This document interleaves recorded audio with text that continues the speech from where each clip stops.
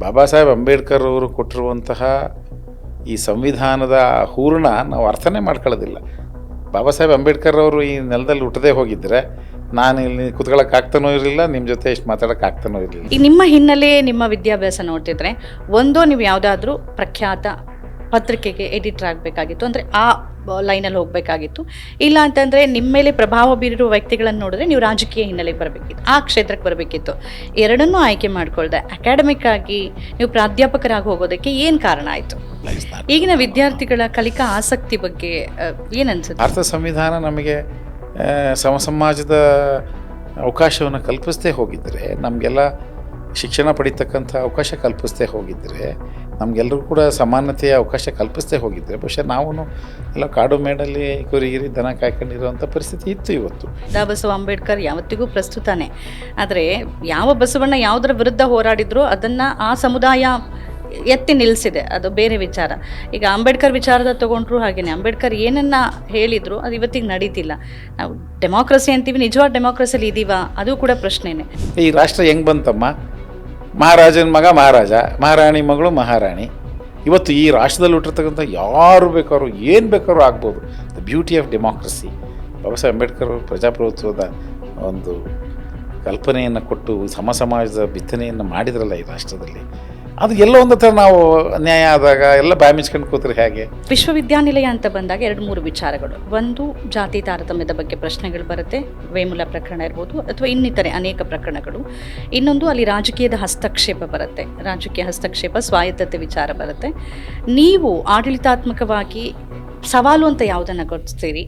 ಮತ್ತು ಈ ರಾಜಕೀಯ ಹಸ್ತಕ್ಷೇಪ, ಜಾತಿ ತಾರತಮ್ಯ, ಇದ್ರ ಬಗ್ಗೆ ಏನು ತಾವು ಅಭಿಪ್ರಾಯ ವ್ಯಕ್ತಪಡಿಸ್ಬೋದು? ಇವತ್ತಿನ ಯುವ ಪೀಳಿಗೆ ನನ್ನ ಆತಂಕ ಏನು ಅಂದರೆ, ನಾನೊಬ್ಬ ಮೇಷ್ಟ್ರಾಗಿ ನನ್ನ ಆತಂಕ ಏನು ಅಂದರೆ, ತಂತ್ರಜ್ಞಾನನೇ ಎಲ್ಲ ಮಾಡ್ತದೆ, ನಾನು ಯಾಕೆ ಜ್ಞಾನಾರ್ಜನೆ ಮಾಡ್ಕೋಬೇಕು ಅನ್ನೋ ತಪ್ಪು ಸಂದೇಶ ಹೋಗ್ತಾ ಇದೆ. ಅದ್ರ ಬಗ್ಗೆ ಭಾಳ ಎಚ್ಚರಿಕೆಯಿಂದ ಗಮನಿಸ್ಬೇಕಲ್ಲ. ನಾನು ಆ್ಯಸ್ ಎ ಕಮ್ಯುನಿಕೇಷನ್ ಮೇಷ್ಟ್ರು ಎಲ್ಲ ಹಂತದಲ್ಲೂ ನಾನು ಹೇಳ್ತೀನಿ, ನೋಡಿ, ತಂತ್ರಜ್ಞಾನದ ವೈಭವೀಕರಣ ಬೇಡ. ಆರ್ಟಿಫಿಷಿಯಲ್ ಇಂಟೆಲಿಜೆನ್ಸು, ತಂತ್ರಜ್ಞಾನ ಕಾಲಕಾಲಕ್ಕೆ ತಕ್ಕ ಹಾಗೆ ನಮ್ಮ ಅನುಕೂಲತೆಗೆ ಇರ್ತಕ್ಕಂಥ ತಂತ್ರಜ್ಞಾನ. ಆರ್ಟಿಫಿಷಿಯಲ್ ಇಂಟೆಲಿಜೆನ್ಸ್, ಕೃತಕ ಬುದ್ಧಿಮತ್ತೆಯನ್ನು ನಾವೇನು ಕರಿತೀವಿ, ಅದು ಮನುಷ್ಯನ ಮಿದುಳಿಗೆ ಸರಿಸಮಾನವಾದದ್ದಲ್ಲ. ಮನುಷ್ಯನ ಮಿದುಳಿನ ಆದೇಶಗಳನ್ನು ಪರಿಪಾಲಿಸೋದಷ್ಟೇ ತಂತ್ರಜ್ಞಾನ. It is under river control. ಉದಾಹರಣೆಗೆ ಆರ್ಟಿಫಿಷಿಯಲ್ ಇಂಟೆಲಿಜೆನ್ಸಿಗೆ ನನ್ನ ಹೆಸರು ಕೇಳಮ್ಮ, ಬಿ ಕೆ ರವಿ ಅಂತ ಹೊಡೀರಿ, ನೀವು ಒಂದು 10,000 ಫೋಟೋ ಬರ್ತಾವೆ ನಿಮಗೆ. ಯಾರು ನಿಜವಾದ ಬಿ ಕೆ ರವಿ, ಯಾರು ಹೆಂಗೆ ಹುಡುಕ್ತೀರಿ? ಒಂದು ಇಡೀ ಜನ್ರೇಷನ್ ಏನಾಗಿದೆ ಅಂದರೆ, ತಪ್ಪು ಇತಿಹಾಸವನ್ನು ವಾಟ್ಸಪ್ ಯೂನಿವರ್ಸಿಟಿಯ ಪದವಿಗಳನ್ನ ಪಡ್ಕೊಂಡು ತಪ್ಪಾಗಿ ಮಾತಾಡ್ತಾರೆ, ಅಥವಾ ಇತಿಹಾಸವನ್ನು ತಿಳ್ಕೊಂಡಿಲ್ಲ, ಅರಿಯುವಂಥ ಪ್ರಯತ್ನನೂ ಮಾಡ್ತಾ ಇಲ್ಲ. ಇದಕ್ಕೆ ಯೂನಿವರ್ಸಿಟಿಗಳ ಕೊಡುಗೆ ಇದೆ. ನಿಜವಾದ ಇತಿಹಾಸ ಏನು, ಸಂವಿಧಾನ ಏನು, ಪ್ರಜಾಪ್ರಭುತ್ವ ಏನು, ಅದನ್ನು ಕಲಿಸೋದ್ರಲ್ಲಿ ವಿಫಲ ಆಗ್ತಿದ್ದಾವೆ. ಇದನ್ನು ಪ್ರಾಮಾಣಿಕವಾಗಿ ಒಪ್ಕೊಳ್ಬೇಕಾಗತ್ತೆ. ಇದ್ರ ಬಗ್ಗೆ ತಮ್ಮ ಪ್ರತಿಕ್ರಿಯೆ? ತಂತ್ರಜ್ಞಾನದ ಸ್ಕ್ರೀನ್ ಒಳಗೆ ನಾನು ಹೋಗಿ ಹುದುಗಿ ಕುಳಿತು ಬಿಟ್ಟರೆ ಬೇರೆ ಜಗತ್ತೇ ನಿಮಗೆ ಕಾಣಲ್ಲ. ಆದ್ದರಿಂದ ಯಾವ ತಂತ್ರಜ್ಞಾನವನ್ನು ಎಲ್ಲಿ, ಹೇಗೆ, ಎಷ್ಟು, ಯಾವಾಗ, ಎಷ್ಟು ಜಾಣತನದಿಂದ ಬಳಸುತ್ತೀರಿ ಎನ್ನುವುದು ನಿಮ್ಮ ಮುಂದಿನ ಯಶಸ್ಸನ್ನು ನಿರ್ಧರಿಸುತ್ತೆ ಅಂತ ಪದೇ ಹೇಳ್ತೀನಿ. ಬರೀ ನೀವು ಮೊಬೈಲು, ಮೆಸೇಜು, ಈ ಹಾಡು ಕಿವಿಗೇನ ಹಾಕೊಂಡು ಕೇಳ್ಕೊಂಡು ಇಡೀ ಟೈಮ್ ಕಳೆದು ಬಿಟ್ರೆ ನೀವು ಜ್ಞಾನಾರ್ಜನೆ ಆಗಬೇಕು. ಜಗತ್ತು ಏನು ನಡೀತಾ ಇದೆ ಅಂತ ತಿಳ್ಕೊಬೇಕು. ಈ ಜಗತ್ತಲ್ಲಿ ಚೆನ್ನಾಗಿ ಹೋದ್ರ, ಚೆನ್ನಾಗಿ ಬರೀರೋ, ಮುಂದಕ್ಕೆ ಬರ್ರೋ ಅಂತ ಹೇಳೋ ಒಂದೇ ಒಂದು ಹೃದಯ ತಾಯಿ ತಂದೆ ಬಿಟ್ಟರೆ ಅದು ಮೇಷ್ಟ್ರಮ್ಮ. ಈವನ್ ಟುಡೇ ಎನಿ ಟೀಚರ್ ತಾಯಿ ಹೃದಯ ಇರ್ತದೆ. ಹಾಗಾಗಿ ಎಲ್ಲೋ ಒಬ್ಬರೋ ಇಬ್ಬರೋ ಏನೋ ಒಂದೊಂದು ಸರಿ ಸಾಂದರ್ಭಿಕವಾಗಿ 1-2 ಪ್ರಕರಣ ಬಂದಾಗ ಆ ಥರ ಅನಿಸುತ್ತೆ ವಿನಃ, ಬಹುಸಂಖ್ಯಾತ ಅಧ್ಯಾಪಕರುಗಳು ಹಗಲು ರಾತ್ರಿ ಅವ್ರು ದುಡಿತಾ ಇರೋದ್ರಿಂದ ಇಷ್ಟು ಜನ ಗ್ರ್ಯಾಜುಯೇಟ್ಸ್ ಬರ್ತಿದ್ದಾರೆ, ಇಷ್ಟು ಜನ ಪೋಸ್ಟ್ ಗ್ರ್ಯಾಜುಯೇಟ್ಸ್ ಬರ್ತಿದ್ದಾರೆ, ಇಷ್ಟು ಜನ ಸೈಂಟಿಸ್ಟ್ಗಳು ಬರ್ತಿದ್ದಾರೆ. ಇದೆಲ್ಲದಕ್ಕೂ ಕೂಡ ಟೀಚರ್ಸ್ ಕಾರಣ. ನಮಸ್ಕಾರ, ಚಾಟ್ ರೂಮ್ ಕಾರ್ಯಕ್ರಮಕ್ಕೆ ಸ್ವಾಗತ.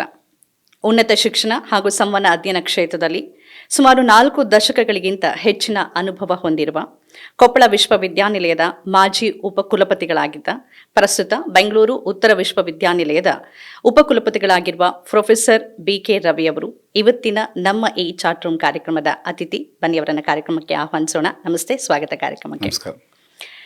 4 ದಶಕಗಳ ಅನುಭವ, ಬಹುಶಃ ನಿಮ್ಮ ಅನುಭವದಷ್ಟು ವಯಸ್ಸು ಕೂಡ ನನಗಾಗಿಲ್ಲ. ಈ ಸಂದರ್ಭದಲ್ಲಿ ನಿಮ್ಮನ್ನು ಮೊದಲು ಮಾತಾಡಿಸ್ಬೇಕು ಅಂತಂದರೆ, ನಿಮ್ಮ ಅಕಾಡೆಮಿಕ್ ಹೇಗೆ ಶುರುವಾಯಿತು? ನಿಮ್ಮ ಶಿಕ್ಷಣ, ನಿಮ್ಮ ಬಾಲ್ಯ, ನಿಮ್ಮ ಬಗ್ಗೆ ಭಾಳಷ್ಟು ಜನಕ್ಕೆ ಗೊತ್ತು, ಮೀಡಿಯಾದಲ್ಲಿ ಇರೋರಿಗೆ ಕಲಿಸಿದ್ದೀರಿ, ಗುರುಗಳಾಗಿದ್ದೀರಿ. ಆದರೆ ನಿಮ್ಮ ಹಿನ್ನೆಲೆ ಬಗ್ಗೆ ಅಷ್ಟು ಜನಕ್ಕೆ ಗೊತ್ತಿಲ್ಲ. ಅದ್ರ ಬಗ್ಗೆ ಏನು ಹೇಳ್ತೀರಿ? ಇಲ್ಲ, ಮೂಲತಃ ನಾನು ಚಿತ್ರದುರ್ಗದವನು. ನಾವೆಲ್ಲ ರೈತಾಪಿ ಕುಟುಂಬಗಳಿಂದ ಬಂದಂಥವರು. ವಿದ್ಯಾಭ್ಯಾಸ ಮಾಡ್ತಕ್ಕಂಥ ಸಂದರ್ಭದಲ್ಲಿ ಅಕ್ಷರವಂಚಿತ ಸಮುದಾಯಗಳಿಂದ ಬಂದಿರತಕ್ಕಂಥ ಸಮುದಾಯಗಳಿಗೆ ಶಿಕ್ಷಣ ಪಡಿಬೇಕು ಅನ್ನೋ ಒಂದು ಆಸೆ, ಆ ಸಂದರ್ಭದಲ್ಲಿ ಬಹುಶಃ ನಮಗೆ ನಮ್ಮ ಗುರುಗಳು ತೋರಿದ ಮಾರ್ಗದರ್ಶನದ ಆಕಸ್ಮಿಕವಾಗಿ ನಾನು ಈ ಕ್ಷೇತ್ರಕ್ಕೆ ಬಂದಂಥವನು. ನಾನು ಮಾಧ್ಯಮ ಪ್ರವೇಶ ಮಾಡಿದ್ದು 1975ನೇ ಇಸ್ವಿ, ಅಂದರೆ 5 ದಶಕಗಳಾಯ್ತು. ನಾನು 51ನೇ ವರ್ಷ ನಡೀತಾ ಇದೆ ಇದು ತುರ್ತು ಪರಿಸ್ಥಿತಿ ಸಂದರ್ಭ. ಆವಾಗ ನಾನು ಕ್ರೀಡಾ ಲೇಖನಗಳನ್ನು ಬರೆಯೋ ಮೂಲಕ ಮತ್ತು ನಮ್ಮ ಸ್ಥಳೀಯ, ಅಂದರೆ ಅವತ್ತೆಲ್ಲ ಭಾಳ ಕಡಿಮೆ ಪತ್ರಿಕೆಗಳಿದ್ದಂಥ ಕಾಲ. ಅವೆಲ್ಲ ಹೆಂಗೆ ಶುರು ಆಯಿತು ಅಂದರೆ ಬಹುಶಃ ನಮ್ಮ ಹೆಚ್ಚಿನ ಒಡನಾಟ, ನಮ್ಮಲ್ಲೇನು ಹೆಚ್ಚು ಓದುವ ಬರೆಯುವ ಹಿನ್ನೆಲೆ ಇಲ್ಲದೇ ಇದ್ದರೂ ಕೂಡ ನನಗೆ ನಮ್ಮಲ್ಲೂ ಕೂಡ ಪೇಪರ್ಗಳೆಲ್ಲ ಸಿಗ್ತಿರಲಿಲ್ಲ. ನಾವು ರೀಡಿಂಗ್ ರೂಮಲ್ಲಿ ಹೋಗಿ ಓದೋವಂಥ ಪರಿಸ್ಥಿತಿ ಇತ್ತು. ಅದು ಹೆಂಗೆ ನನಗೆ ಓದೋ ಹವ್ಯಾಸ ಬಂತು ನನಗೆ ಗೊತ್ತಿಲ್ಲ. ಸೊ ಓದುವ ಬರೆಯುವ ಹವ್ಯಾಸ ಬಂದದ್ದು ಈ ಮಕ್ಕಳ ಮ್ಯಾಗ್ಝಿನ್ಗಳು ತುಂಬ ಜನಪ್ರಿಯ ಆಗಿದ್ದಂಥ ಕಾಲ ಅದು. ನಾನು ಹೇಳ್ತಿರೋದು 60-70ರ ದಶಕ. 70ರ ದಶಕದಲ್ಲಿ ಓದೋ ಹವ್ಯಾಸ ಅದು ಹೆಂಗೆ ನನಗೆ ಮೈಗೂಡಿಸ್ಕೊಂಡೋ ನನಗೆ ಗೊತ್ತಿಲ್ಲ, ಬಟ್ ಸಿಕ್ಕಾಪಟ್ಟೆ ಓದೋ ಅಭ್ಯಾಸ ಆಯಿತು. ನಮಗೆ ಅವತ್ತಿದ್ದದ್ದು ಚಂದಮಾಮ ಬಾಲಮಿತ್ರ ಬರ್ತಿದ್ವು. ಅವು ನೋಡಿ ಅಲ್ಲಿ ಕೆಲವು ಸ್ಪರ್ಧೆಗಳಾಗ್ತಿತ್ತು ಮಕ್ಕಳಿಗೆ. ಯಾಕೆಂದರೆ ನಮಗೆ ಆ ಸಂಸ್ಕೃತಿಯಿಂದ ಬಂದಂಥವ್ರಲ್ಲ. ಮಾಧ್ಯಮ ಅಂದ್ರೇನು, ಮ್ಯಾಗ್ಝಿನ್ ಅಂದ್ರೇನು, ಪತ್ರಿಕೆ ಅಂದ್ರೇನು, ಎಲ್ಲ ಹೊಸ ಕ್ಷೇತ್ರ, ಏನೂ ಗೊತ್ತಿಲ್ಲ. ಅಲ್ಲಿಂದ ಈ ಚಿತ್ರ ಪೇಂಟ್ ಹಾಕಿ ಕಳಿಸೋದು ಇಲ್ಲಿಂದ ಶುರು ಆಗಿದ್ದು, ಪೋಸ್ಟಿಗೆ ಡಬ್ಬಕ್ಕೆ ಹಾಕೋದು ಅಲ್ಲಿಂದ ಶುರು ಆಗಿದ್ದು ಇಲ್ಲಿ ತನಕ ನನಗೆ ಕರ್ಕೊಂಬಂತು. ಚಂದಮಾಮ ಬಾಲಮಿತ್ರದಲ್ಲಿ ಒಂದು ಸರಿ ಯಾವುದೋ ಒಂದು 3ನೇ ಪ್ರೈಸ್ ನನ್ನ ಹೆಸರು ಬಂದ್ಬಿಟ್ಟ ಮೇಲೆ BK ರವಿ ಚಿತ್ರದುರ್ಗ ರೋಮಾಂಚನ ಆಗೋಯ್ತು. ನೀವು ನನಗೆ ಒಂದು 100 ಕೋಟಿ ಸಿಕ್ಕರೂ ಅಷ್ಟು ಖುಷಿ ಆಗಲ್ಲ, ನನ್ನ ಹೆಸರು ಬಂದ್ಬಿಡ್ತು. ಅಂದರೆ ಆ ಮುದ್ರಿತ ಅಕ್ಷರ ನೋಡೋದ್ರಲ್ಲೇ ನನಗೆ ಅದು ಏನು ಆನಂದವೋ ಅವೆಲ್ಲ ನಮಗೆ. ಅದು ನಮ್ಮೂರ ಬಗ್ಗೆ ನಮಗೆ ಭಾಳ ಅಭಿಮಾನ. ಚಿತ್ರದುರ್ಗ ಅಂದರೆ ನಾವು ಚಿತ್ರದುರ್ಗದವರು. ಹಿಂದಿಂದನೂ ಪಾಪ ನಮ್ಮ ಹಿರಿಯರ ಆಶೀರ್ವಾದ, ಆ ನಮ್ಮ ಆ ಭೂಮಿಯ ಸ್ವಾಭಿಮಾನದ ಗುಣ, ನಮ್ಮಲ್ಲ ಮಣ್ಣಿನ ಗುಣ ಹಂಗೆ ಬಂದ್ಬಿಟ್ಟಿದೆ. ನಿಮಗೆ ನೆನಪಿದೆಯಾ ನೀವು ಮೊದಲು ಬರೆದಿದ್ದು ಕವನ ಅಥವಾ ಕಥೆ ಅಥವಾ ಯಾವ್ದಾದ್ರು ಸಣ್ಣ ಲೇಖನ ನಿಮಗೆ ತುಂಬ ಖುಷಿ ಕೊಟ್ಟಿದ್ದು? ನೀವು ಹೇಳಿದ್ರಲ್ಲ ಈಗ ಒಂದು ಪತ್ರಿಕೆಯಲ್ಲಿ ಪ್ರಕಟ. ಇಲ್ಲಿಂದ ಬಾಲಮಿತ್ರ ಚಂದಮಾಮ ಆದ ನಂತರ ನಂದು ನೇರ ನನ್ನ ಸಂಪರ್ಕ ಬಾನುಲಿ ಮಾಧ್ಯಮ ಆಕಾಶವಾಣಿ ಬಂದ್ಬಿಟ್ರೆ. ಅವತ್ತು ಆಕಾಶವಾಣಿಯಲ್ಲಿ ನಾನು ಹೇಳ್ತಿರೋದು 70ರ ದಶಕದಲ್ಲಿ KS ನಿರ್ಮಲಾದೇವಿಯವರು ಬಾಲಜಗತ್ ಕಾರ್ಯಕ್ರಮವನ್ನು ಕೊಡ್ತಾಯಿದ್ರು, ಮಕ್ಕಳ ಕಾರ್ಯಕ್ರಮ. ಅದನ್ನು ಕೇಳೋದು, ಅದಕ್ಕೆ ನಾನು ಈ ಕಾರ್ಯಕ್ರಮ ತುಂಬ ಚೆನ್ನಾಗಿ ಮೂಡಿ ಬಂತು. ಈ ಪತ್ರ ಬರೆಯೋ ಮೂಲಕ ಈ ನಮ್ಮ ಬರಹದ ಆರಂಭದ ದಿನಗಳು. ಆ ಬಾನುಲಿಗೆಲ್ಲ ನನ್ನ ಗುರು ಅಂತ ಹೇಳಿದ್ರೆ ನಿರ್ಮಲಾದೇವಿಯವರೇ ನಾನು ನೆನೆಸ್ಬೇಕು. ನಿರ್ಮಲಾದೇವಿಯವರು ಬಹಳ ಮಾತೃ ಹೃದಯ. ನಮ್ಮನ್ನೆಲ್ಲ ಅವರು ಇವನು ಚಿತ್ರದುರ್ಗದಿಂದ ರೆಗ್ಯುಲರಾಗಿ ಕಾರ್ಡ್ ಬರೀತಾನಲ್ಲ, ಇವ್ರಿಗೆ ಹ್ಯಾಂಡ್ ರೈಟಿಂಗ್ ಇಷ್ಟು ಚೆನ್ನಾಗಿದೆ ಯಾರು ಅಂತೇಳಿ ನೇರ ಲೈವಲ್ಲಿ ಬರೋರು. ಅವತ್ತೆಲ್ಲ ಆಕಾಶವಾಣಿಯಲ್ಲಿ ಲೈವಲ್ಲಿ ಬರೋ ಅಂಥದ್ದು ಇರಲಿಲ್ಲ. ಅವ್ರಿಗೆ ಮಾತ್ರ ಬಾಲಜಗತ್ ಕಾರ್ಯಕ್ರಮ ಮತ್ತು ವನಿತಾ ವಿಹಾರ 2 ಮಹಿಳಾ ಮತ್ತು ಮಕ್ಕಳ ಕಾರ್ಯಕ್ರಮಗಳನ್ನು ಅವ್ರು ಬಹಳ ಒಳ್ಳೆ ಸಂವಹನಕಾರ್ತಿ. ಅವರು ಒಳ್ಳೆ ಶಿಕ್ಷಕರಾಗಿದ್ದಂಥವ್ರು. BK ರವಿ ಚಿತ್ರದುರ್ಗ ಇಷ್ಟೇ ನೋಡಿ, ಎಷ್ಟು ನೀಟಾಗಿ ಹ್ಯಾಂಡ್ ರೈಟಿಂಗಲ್ಲಿ ನಮಗೆ ಹಾಕಿದಾಗ ಹೆಸರು ಬಂದ್ಬಿಡ್ತಲ್ಲ, BK ರವಿ ಚಿತ್ರದುರ್ಗ. ಅರೆ ನನ್ನ ಹೆಸರು ಬಂತು, ನಮ್ಮೂರಲ್ಲೆಲ್ಲ ಸುದ್ದಿ, ನಿಮ್ಮ ಊರಿಗೊಂದು ಹೆಸರಲ್ಲಿ. ಅವಾಗ ಆಕಾಶವಾಣಿ ಭಾಳ ಜನಪ್ರಿಯ ಮಾಧ್ಯಮ ಆಗಿದ್ದ ಕಾಲ. ಆಮೇಲೆ ಅಷ್ಟೊತ್ತಿಗೆ 70ರ ದಶಕದ ಆರಂಭದಲ್ಲಿ ನಾಗರಹಾವು ಚಿತ್ರ ನಮ್ಮೂರಲ್ಲಿ ಚಿತ್ರೀಕರಣ ಆಗಿದ್ದು. ನಿಮ್ಮ ಮೆಚ್ಚಿನ ಚಿತ್ರಗೀತೆಗಳಲ್ಲಿ ಬರೆಯೋದು, ಈ ಹಾಡು ಹಾಕಬೇಕು ಅಂತ. ಭದ್ರಾವತಿ ನಮಗೆ ಮೂಲ, ನಮಗೆ ಚಿತ್ರದುರ್ಗ ಆದ್ದರಿಂದ ನಮಗೆ ಇಮಿಡಿಯೇಟ್ ಆಗಿ ಅಟ್ಯಾಚ್ಡ್ ಆಕಾಶವಾಣಿ ಅಷ್ಟೊತ್ತಿಗಾಲೇ ಭದ್ರಾವತಿ ಇತ್ತು. ಅದು ಬಿಟ್ಟರೆ ಬೆಂಗಳೂರು ಆಕಾಶವಾಣಿ ಧಾರವಾಡನು ಬರ್ತಿತ್ತು. ನಮ್ಗಳಿಗೆಲ್ಲ ಮನೇಲಿ ಅವಾಗ ರೇಡಿಯೋಗಳು ಕೂಡ ಇಲ್ಲ, ನಮ್ಮ ಪಕ್ಕದಲ್ಲಿ ಕೇಳಿಸಬೇಕಿತ್ತು, ನಾವು ಒಂಚೂರು ರೇಡಿಯೋ ಹಾಕತ್ತೀವಿ ಅಂತ. ಸೊ ಆ ಥರದ ವಾತಾವರಣದಿಂದ ಬಂದವನು.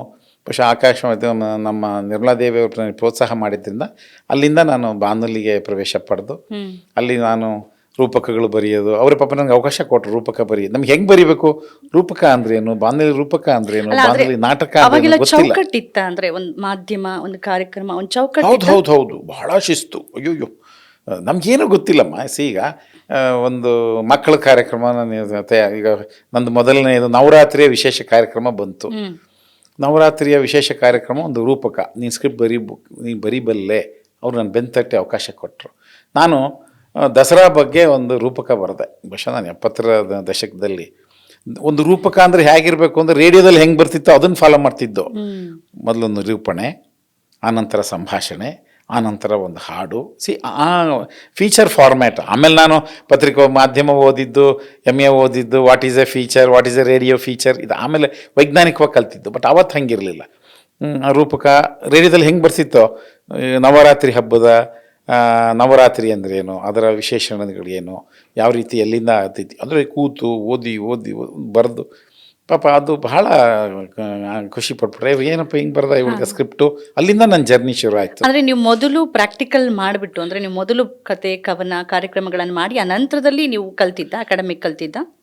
ಹೌದು. ಮೊದಲು ಅಷ್ಟೊತ್ತಿಗೆ ನಾನು ಆಗಲೇ ಆಕಾಶವಾಣಿಲಿ ನಾನೊಂದು ದುರ್ಗದ ದುರ್ಗಿ ಅಂತ ಒಂದು ನಮ್ಮ ಚಿತ್ರದುರ್ಗದ ಇತಿಹಾಸದ ನಾಟಕನೂ ಪಾಪ ಮೇಡಮ್ ಇಲ್ಲ ನೀವು ಬರೀಬೇಕು, ನಮ್ಮ ಊರಿಗೆ ಬಂದರು, ಚಿತ್ರದುರ್ಗದ ಕೋಟೆ ಎಲ್ಲ ನೋಡಿದ್ರು. ಅವಾಗೆಲ್ಲ ರೇಡಿಯೋ ನಾಟಕ ಹೆಂಗೆ ಬರೀಬೇಕಂತ ನಮ್ಗೆ ಯಾರು ಹೇಳಿ ಫಾರ್ಮ್ಯಾಟ್ ಇಲ್ಲ. ಬಟ್ ಅದು ಬರೆದಿದ್ದದು ಭಾಳ ಜನಪ್ರಿಯ. ನಿರ್ಮಲಾದೇವಿಯವರೇ ಓಬವ್ವನಿಗೆ ಧ್ವನಿ ಕೊಟ್ಟರು. ಹಿರಿಯ ಕಲಾವಿದರಮ್ಮ, ಇಂತೆಂಥ ಭಾಳ ಪ್ರತಿಭಾನ್ವಿತ ಕಲಾವಿದರು ಇದ್ದಂಥವ್ರು. ಭಾಳ ಆ ವಿಷಯದಲ್ಲಿ ನಾನು ಭಾಳ ಪುಣ್ಯವಂತ. ನಿಮ್ಗೆ ಯಾವಾಗ ಒಂದು ಸ್ಪಷ್ಟತೆ ಬಂತು, ಇಲ್ಲ ನಾನು ಹೇಳ್ತೀನಿ ಅದನ್ನು. ನಂತರ ಏನಾಗೋಯ್ತು, ನನಗೆ ಈ ಎಲ್ಲ ರೈಟಿಂಗ್ ಶುರು ಆದಮೇಲೆ ನಾನು ಪತ್ರಿಕೆಗಳಿಗೂ ಬರೆಯೋಕ್ಕೆ ಶುರು ಮಾಡಿದೆ. ಓದುಗರ ವಾಚಕರ ವಾಣಿ ಎಲ್ಲ ಬರೆಯೋಕ್ಕೆ ಶುರು ಆದೆ. ಲೇಖನಗಳು ಬರೆಯೋಕ್ಕೆ ಶುರು ಆದೆ. ಲೇಖನಗಳನ್ನ ನಮಗೇನು ನಮ್ಮಲ್ಲಿ ಭಾಳ ಅವತ್ತಿನ ಕಾಲಕ್ಕೆ ಪ್ರಜಾವಾಣಿ, ನಮ್ಮ ಹಳೆ ಮೈಸೂರಿನ ಪತ್ರಿಕೆ, ಸಂಯುಕ್ತ ಕರ್ನಾಟಕ, ಉತ್ತರ ಕರ್ನಾಟಕದ ಪತ್ರಿಕೆ, ಭಾಳ ಕಡಿಮೆ ಪತ್ರಿಕೆಗಳಿದ್ದಂಥ. ಕನ್ನಡ ಪ್ರಮಾಣ ಇತ್ತು, ಉದಯವಾಣಿ, ವಿಜಯ ಕರ್ನಾಟಕ, ವಿಜಯವಾಣಿ, ಆಮೇಲೆ ಆನಂತರ ಬಂದ ಪತ್ರಿಕೆಗಳು. ನನಗೆ ಈ ಲೇಖನ ಬರೀಬೇಕು, ಮಕ್ಕಳ ಕತೆ ಬರೆಯೋದು. ಒಂದು ಲೇಖನ ಬರೆದ್ಬಿಟ್ಟು, ನಮ್ಮೆಲ್ಲ ದೊಡ್ಡ ಅವಿಭಕ್ತ ಕುಟುಂಬಗಳು, ಪಾಪ ನಮ್ಮ ಅಣ್ಣ ತಮ್ಮಗಳು, ದೊಡ್ಡಪ್ಪನ ಮಕ್ಕಳನ್ನ ನೆನೀಬೇಕು. ಅವರೆಲ್ಲ ನಾನು ಮಾಡೋ ಕೆಲಸ ಅವರೇ ಏನೋ ಓದ್ತಾ ಅನ್ಕೊಳ. ನಮ್ಮದು ಭಾಳ ದೊಡ್ಡ ಕುಟುಂಬ, ಭಾಳ ದೊಡ್ಡ ಕುಟುಂಬ. ನನಗೆ 8 ಜನ ದೊಡ್ಡಮ್ಮಗಳು. ನಮ್ಮಪ್ಪ 9ನೇವರು, ನಮ್ಮಮ್ಮ 9ನೇ ಸೊಸೆ, ಎಲ್ಲ ಒಟ್ಟಿಗೆ. ಆವಾಗ ನಾವು ಸಣ್ಣಗರು ಇದ್ದಾಗ, ನಾನು ಹೇಳ್ತಿರೋದು 67, 68ನೇ ಇಸ್ವಿಯಲ್ಲಿ. ಒಂಚೂರು ಏನೋ ಬರೀತಾನೆ ಬರ್ಕೊಳ್ಳಿ ಅಂದ್ಬಿಟ್ಟು ಪಾಪ ಎಲ್ಲ ನನ್ನ ಕೆಲಸ. ಈಗ ನಾವೆಲ್ಲ ರೈತಾಪಿ ಕುಟುಂಬದಲ್ಲಿ ಹೆಂಗಿರುತ್ತೆ ಅಂದರೆ, ನೀವು ಎಮ್ಮೆ ಮೈ ತೊಳಿಬೇಕು, ಅದಕ್ಕೆ ಮೇಯಿಸ್ಕೊಂಬರ್ಬೇಕು, ಅದಕ್ಕೆ ಮುಸೆ ಕುಡಿಸ್ಬೇಕು, ಹಾಲು ಕರಿಬೇಕು, ಗಿಡಗಳಿಗೆ ನೀರು, ಇದೆಲ್ಲ ರೈತಾಪಿ ಕುಟುಂಬದಲ್ಲಿ ಇರ್ತದಲ್ಲ. ಸೊ ಅವಾಗ ಏನಾಯಿತು, ನಾನು ಈ ಲೇಖನ ಬರೀತಿದ್ದೆ. ಲೇಖನ ಬರೆದು ನಮ್ಮ ಮನೆ ಹತ್ರನೇ ಒಂದು ಪೋಸ್ಟ್ ಆಫೀಸಲ್ಲಿ ತಗೊಂಡು ಕವರ್ಗೆ ಹಾಕಿ ಡಬ್ಬಕ್ಕೆ ಹಾಕಿದರೆ, ಕರೆಕ್ಟಾಗಿ ಶನಿವಾರ ನಾನು ಸ್ಕೂಲಿಂದ ಮನೆಗೆ ಬರೋ ಅಷ್ಟೊತ್ತಿಗೆ ಒಂದು ಕವರ್ ನನಗೆ ಕಾದಿರ್ತಿತ್ತು. ತಾವು ವಿಶ್ವಾಸಪೂರ್ವಕವಾಗಿ ಕಳಿಸೋ ಕಥೆ, ಕವನ, ವಿಡಂಬನೆಗೋಸ್ಕರ ವಂದನೆಗಳನ್ನು ಸೂಚಿಸುತ್ತಾ ಅದನ್ನು ಪ್ರಕಟಿಸಲು ಸಾಧ್ಯವಾದಕ್ಕಾಗಿ ವಿಷಾದಿಸುತ್ತೇವೆ ಸಂಪಾದಕರು. ಬರೀತಿದ್ದೆ, ವಾಪಸ್ ಬರೋದು. ಅದ್ರ ಎಲ್ಲೂ ನಾನು ಧೃತಿಗೆ ಇಡಲಿಲ್ಲ. ಬರೀತಾನೇ ಇದ್ದೆ. ಆ ನಂತರ 75ರಲ್ಲಿ ಪ್ರಕಟಣೆ ಶುರು ಆಯಿತು. ಒಂದೇನೋ ಒಂದು ಫಾರ್ಮ್ಯಾಟ್ ಬಂತು. ಆನಂತರ ನಾನು ಸ್ಪೋರ್ಟ್ಸ್ ಬರೆಯೋಕ್ಕೆ ಶುರು ಆದೆ. 76ರ ಸುಧಾದಲ್ಲಿ ನನ್ನ ಕ್ರೀಡಾ ವರದಿಗಳು ಪ್ರಕಟ ಆಗಲಿಕ್ಕೆ ಶುರು ಆದವು. ಸುಧಾಗೆ ಬರಿತಾ ಇದ್ದೆ, ಪ್ರಜಾಮತಕ್ಕೆ ಬರಿತಾ ಇದ್ದೆ, ಕರ್ಮವೀರಾಗಿ ಬರಿತಾ ಇದ್ದೆ. ಆ ಥರದ ರೈಟಿಂಗ್ ಗೀಳು ಹಚ್ಚಿಬಿಟ್ಟು ಅದ್ರ ಜೊತೆಗೆ ನಾನು ಸ್ವಲ್ಪ ಸಾಮಾಜಿಕ ಚಳವಳಿಲೂ ಇದ್ದವನು. ಆನಂತರ ಕಾಲೇಜ್ PUC ಹಂತಕ್ಕೆ ಬಂದಾಗ ನಮಗೆ ಡಾಕ್ಟ್ರ್ ಆಗ್ಬೇಕು ನೀನು ಅಂತ, ನಮ್ಮ ಮನೇಲಿ ಡಾಕ್ಟ್ರ್ ಆಗ್ಬೇಕು. ನಾನು ಲೇಖನ ಬರೆಯೋನು, ಬೆಳಗಿನ ಸಾಯಂಕಾಲ ಕತೆ ಬರೆಯೋನು. ಅವಾಗಲೇ ಸಣ್ಣ ಕಥೆನೂ ಬರೀತಿದ್ದೆ, ಕವನನೂ ಬರೀತಿದ್ದೆ. ಬರೀದೆ ಓದೋದು, ಬರೀದೆ ಸಾಹಿತ್ಯ. ಅದು ಹೆಸರು ಬಂತಲ್ಲಮ್ಮ, ಈಗ ಪೇಪರ್ಲ್ಲಿ ಒಂದ್ಸರಿ ನಿಮ್ಮ ಹೆಸರು ಪ್ರಿಂಟ್ ಆಗೋಯ್ತಲ್ಲ, BK ರವಿ ಚಿತ್ರದುರ್ಗ, ಎಲ್ಲರೂ ಕೇಳೋರಲ್ಲ, ಏನು ಲೇಖನ ಬಂದೈತಲ್ಲ. ಆ ಕಾಲದಲ್ಲಿ ಭಾಳ ಕಡಿಮೆ. ಆಮೇಲೆ ಅಕ್ಷರ ಸಂಸ್ಕೃತಿಯಿಂದ ವಂಚಿತರಾದ ಸಮುದಾಯಗಳಿಂದ ಬಂದು ನಿಮ್ಮ ಮಗನ ಹೆಸರು ಪೇಪರ್ ಬಂದೈತ್ರಿ ಸಮಯ ಊರಿಗೆಲ್ಲ ನಿಮ್ಮ ಹುಡುಗನ ಬಂದೈತಲ್ಲಪ್ಪ, ನಮ್ಗೆ ಅದೆಲ್ಲ ಗೊತ್ತಿಲ್ಲ ಕ್ಷೇತ್ರ. ಆನಂತರ ನಾನು ವಿದ್ಯಾರ್ಥಿ ಚಳವಳಿಗೆ ಬಂದೆ, ವಿದ್ಯಾರ್ಥಿ ಚುನಾವಣೆಯಲ್ಲೂ ಗೆದ್ದೆ. ನಾನು ಆಫೀಸ್ ಬೇರರು ಅದೇ ಚಿತ್ರದುರ್ಗ ಸರ್ಕಾರಿ ವಿಜ್ಞಾನ ಕಾಲೇಜಿನಲ್ಲಿ ನಾನು ಓದಿದ್ದು.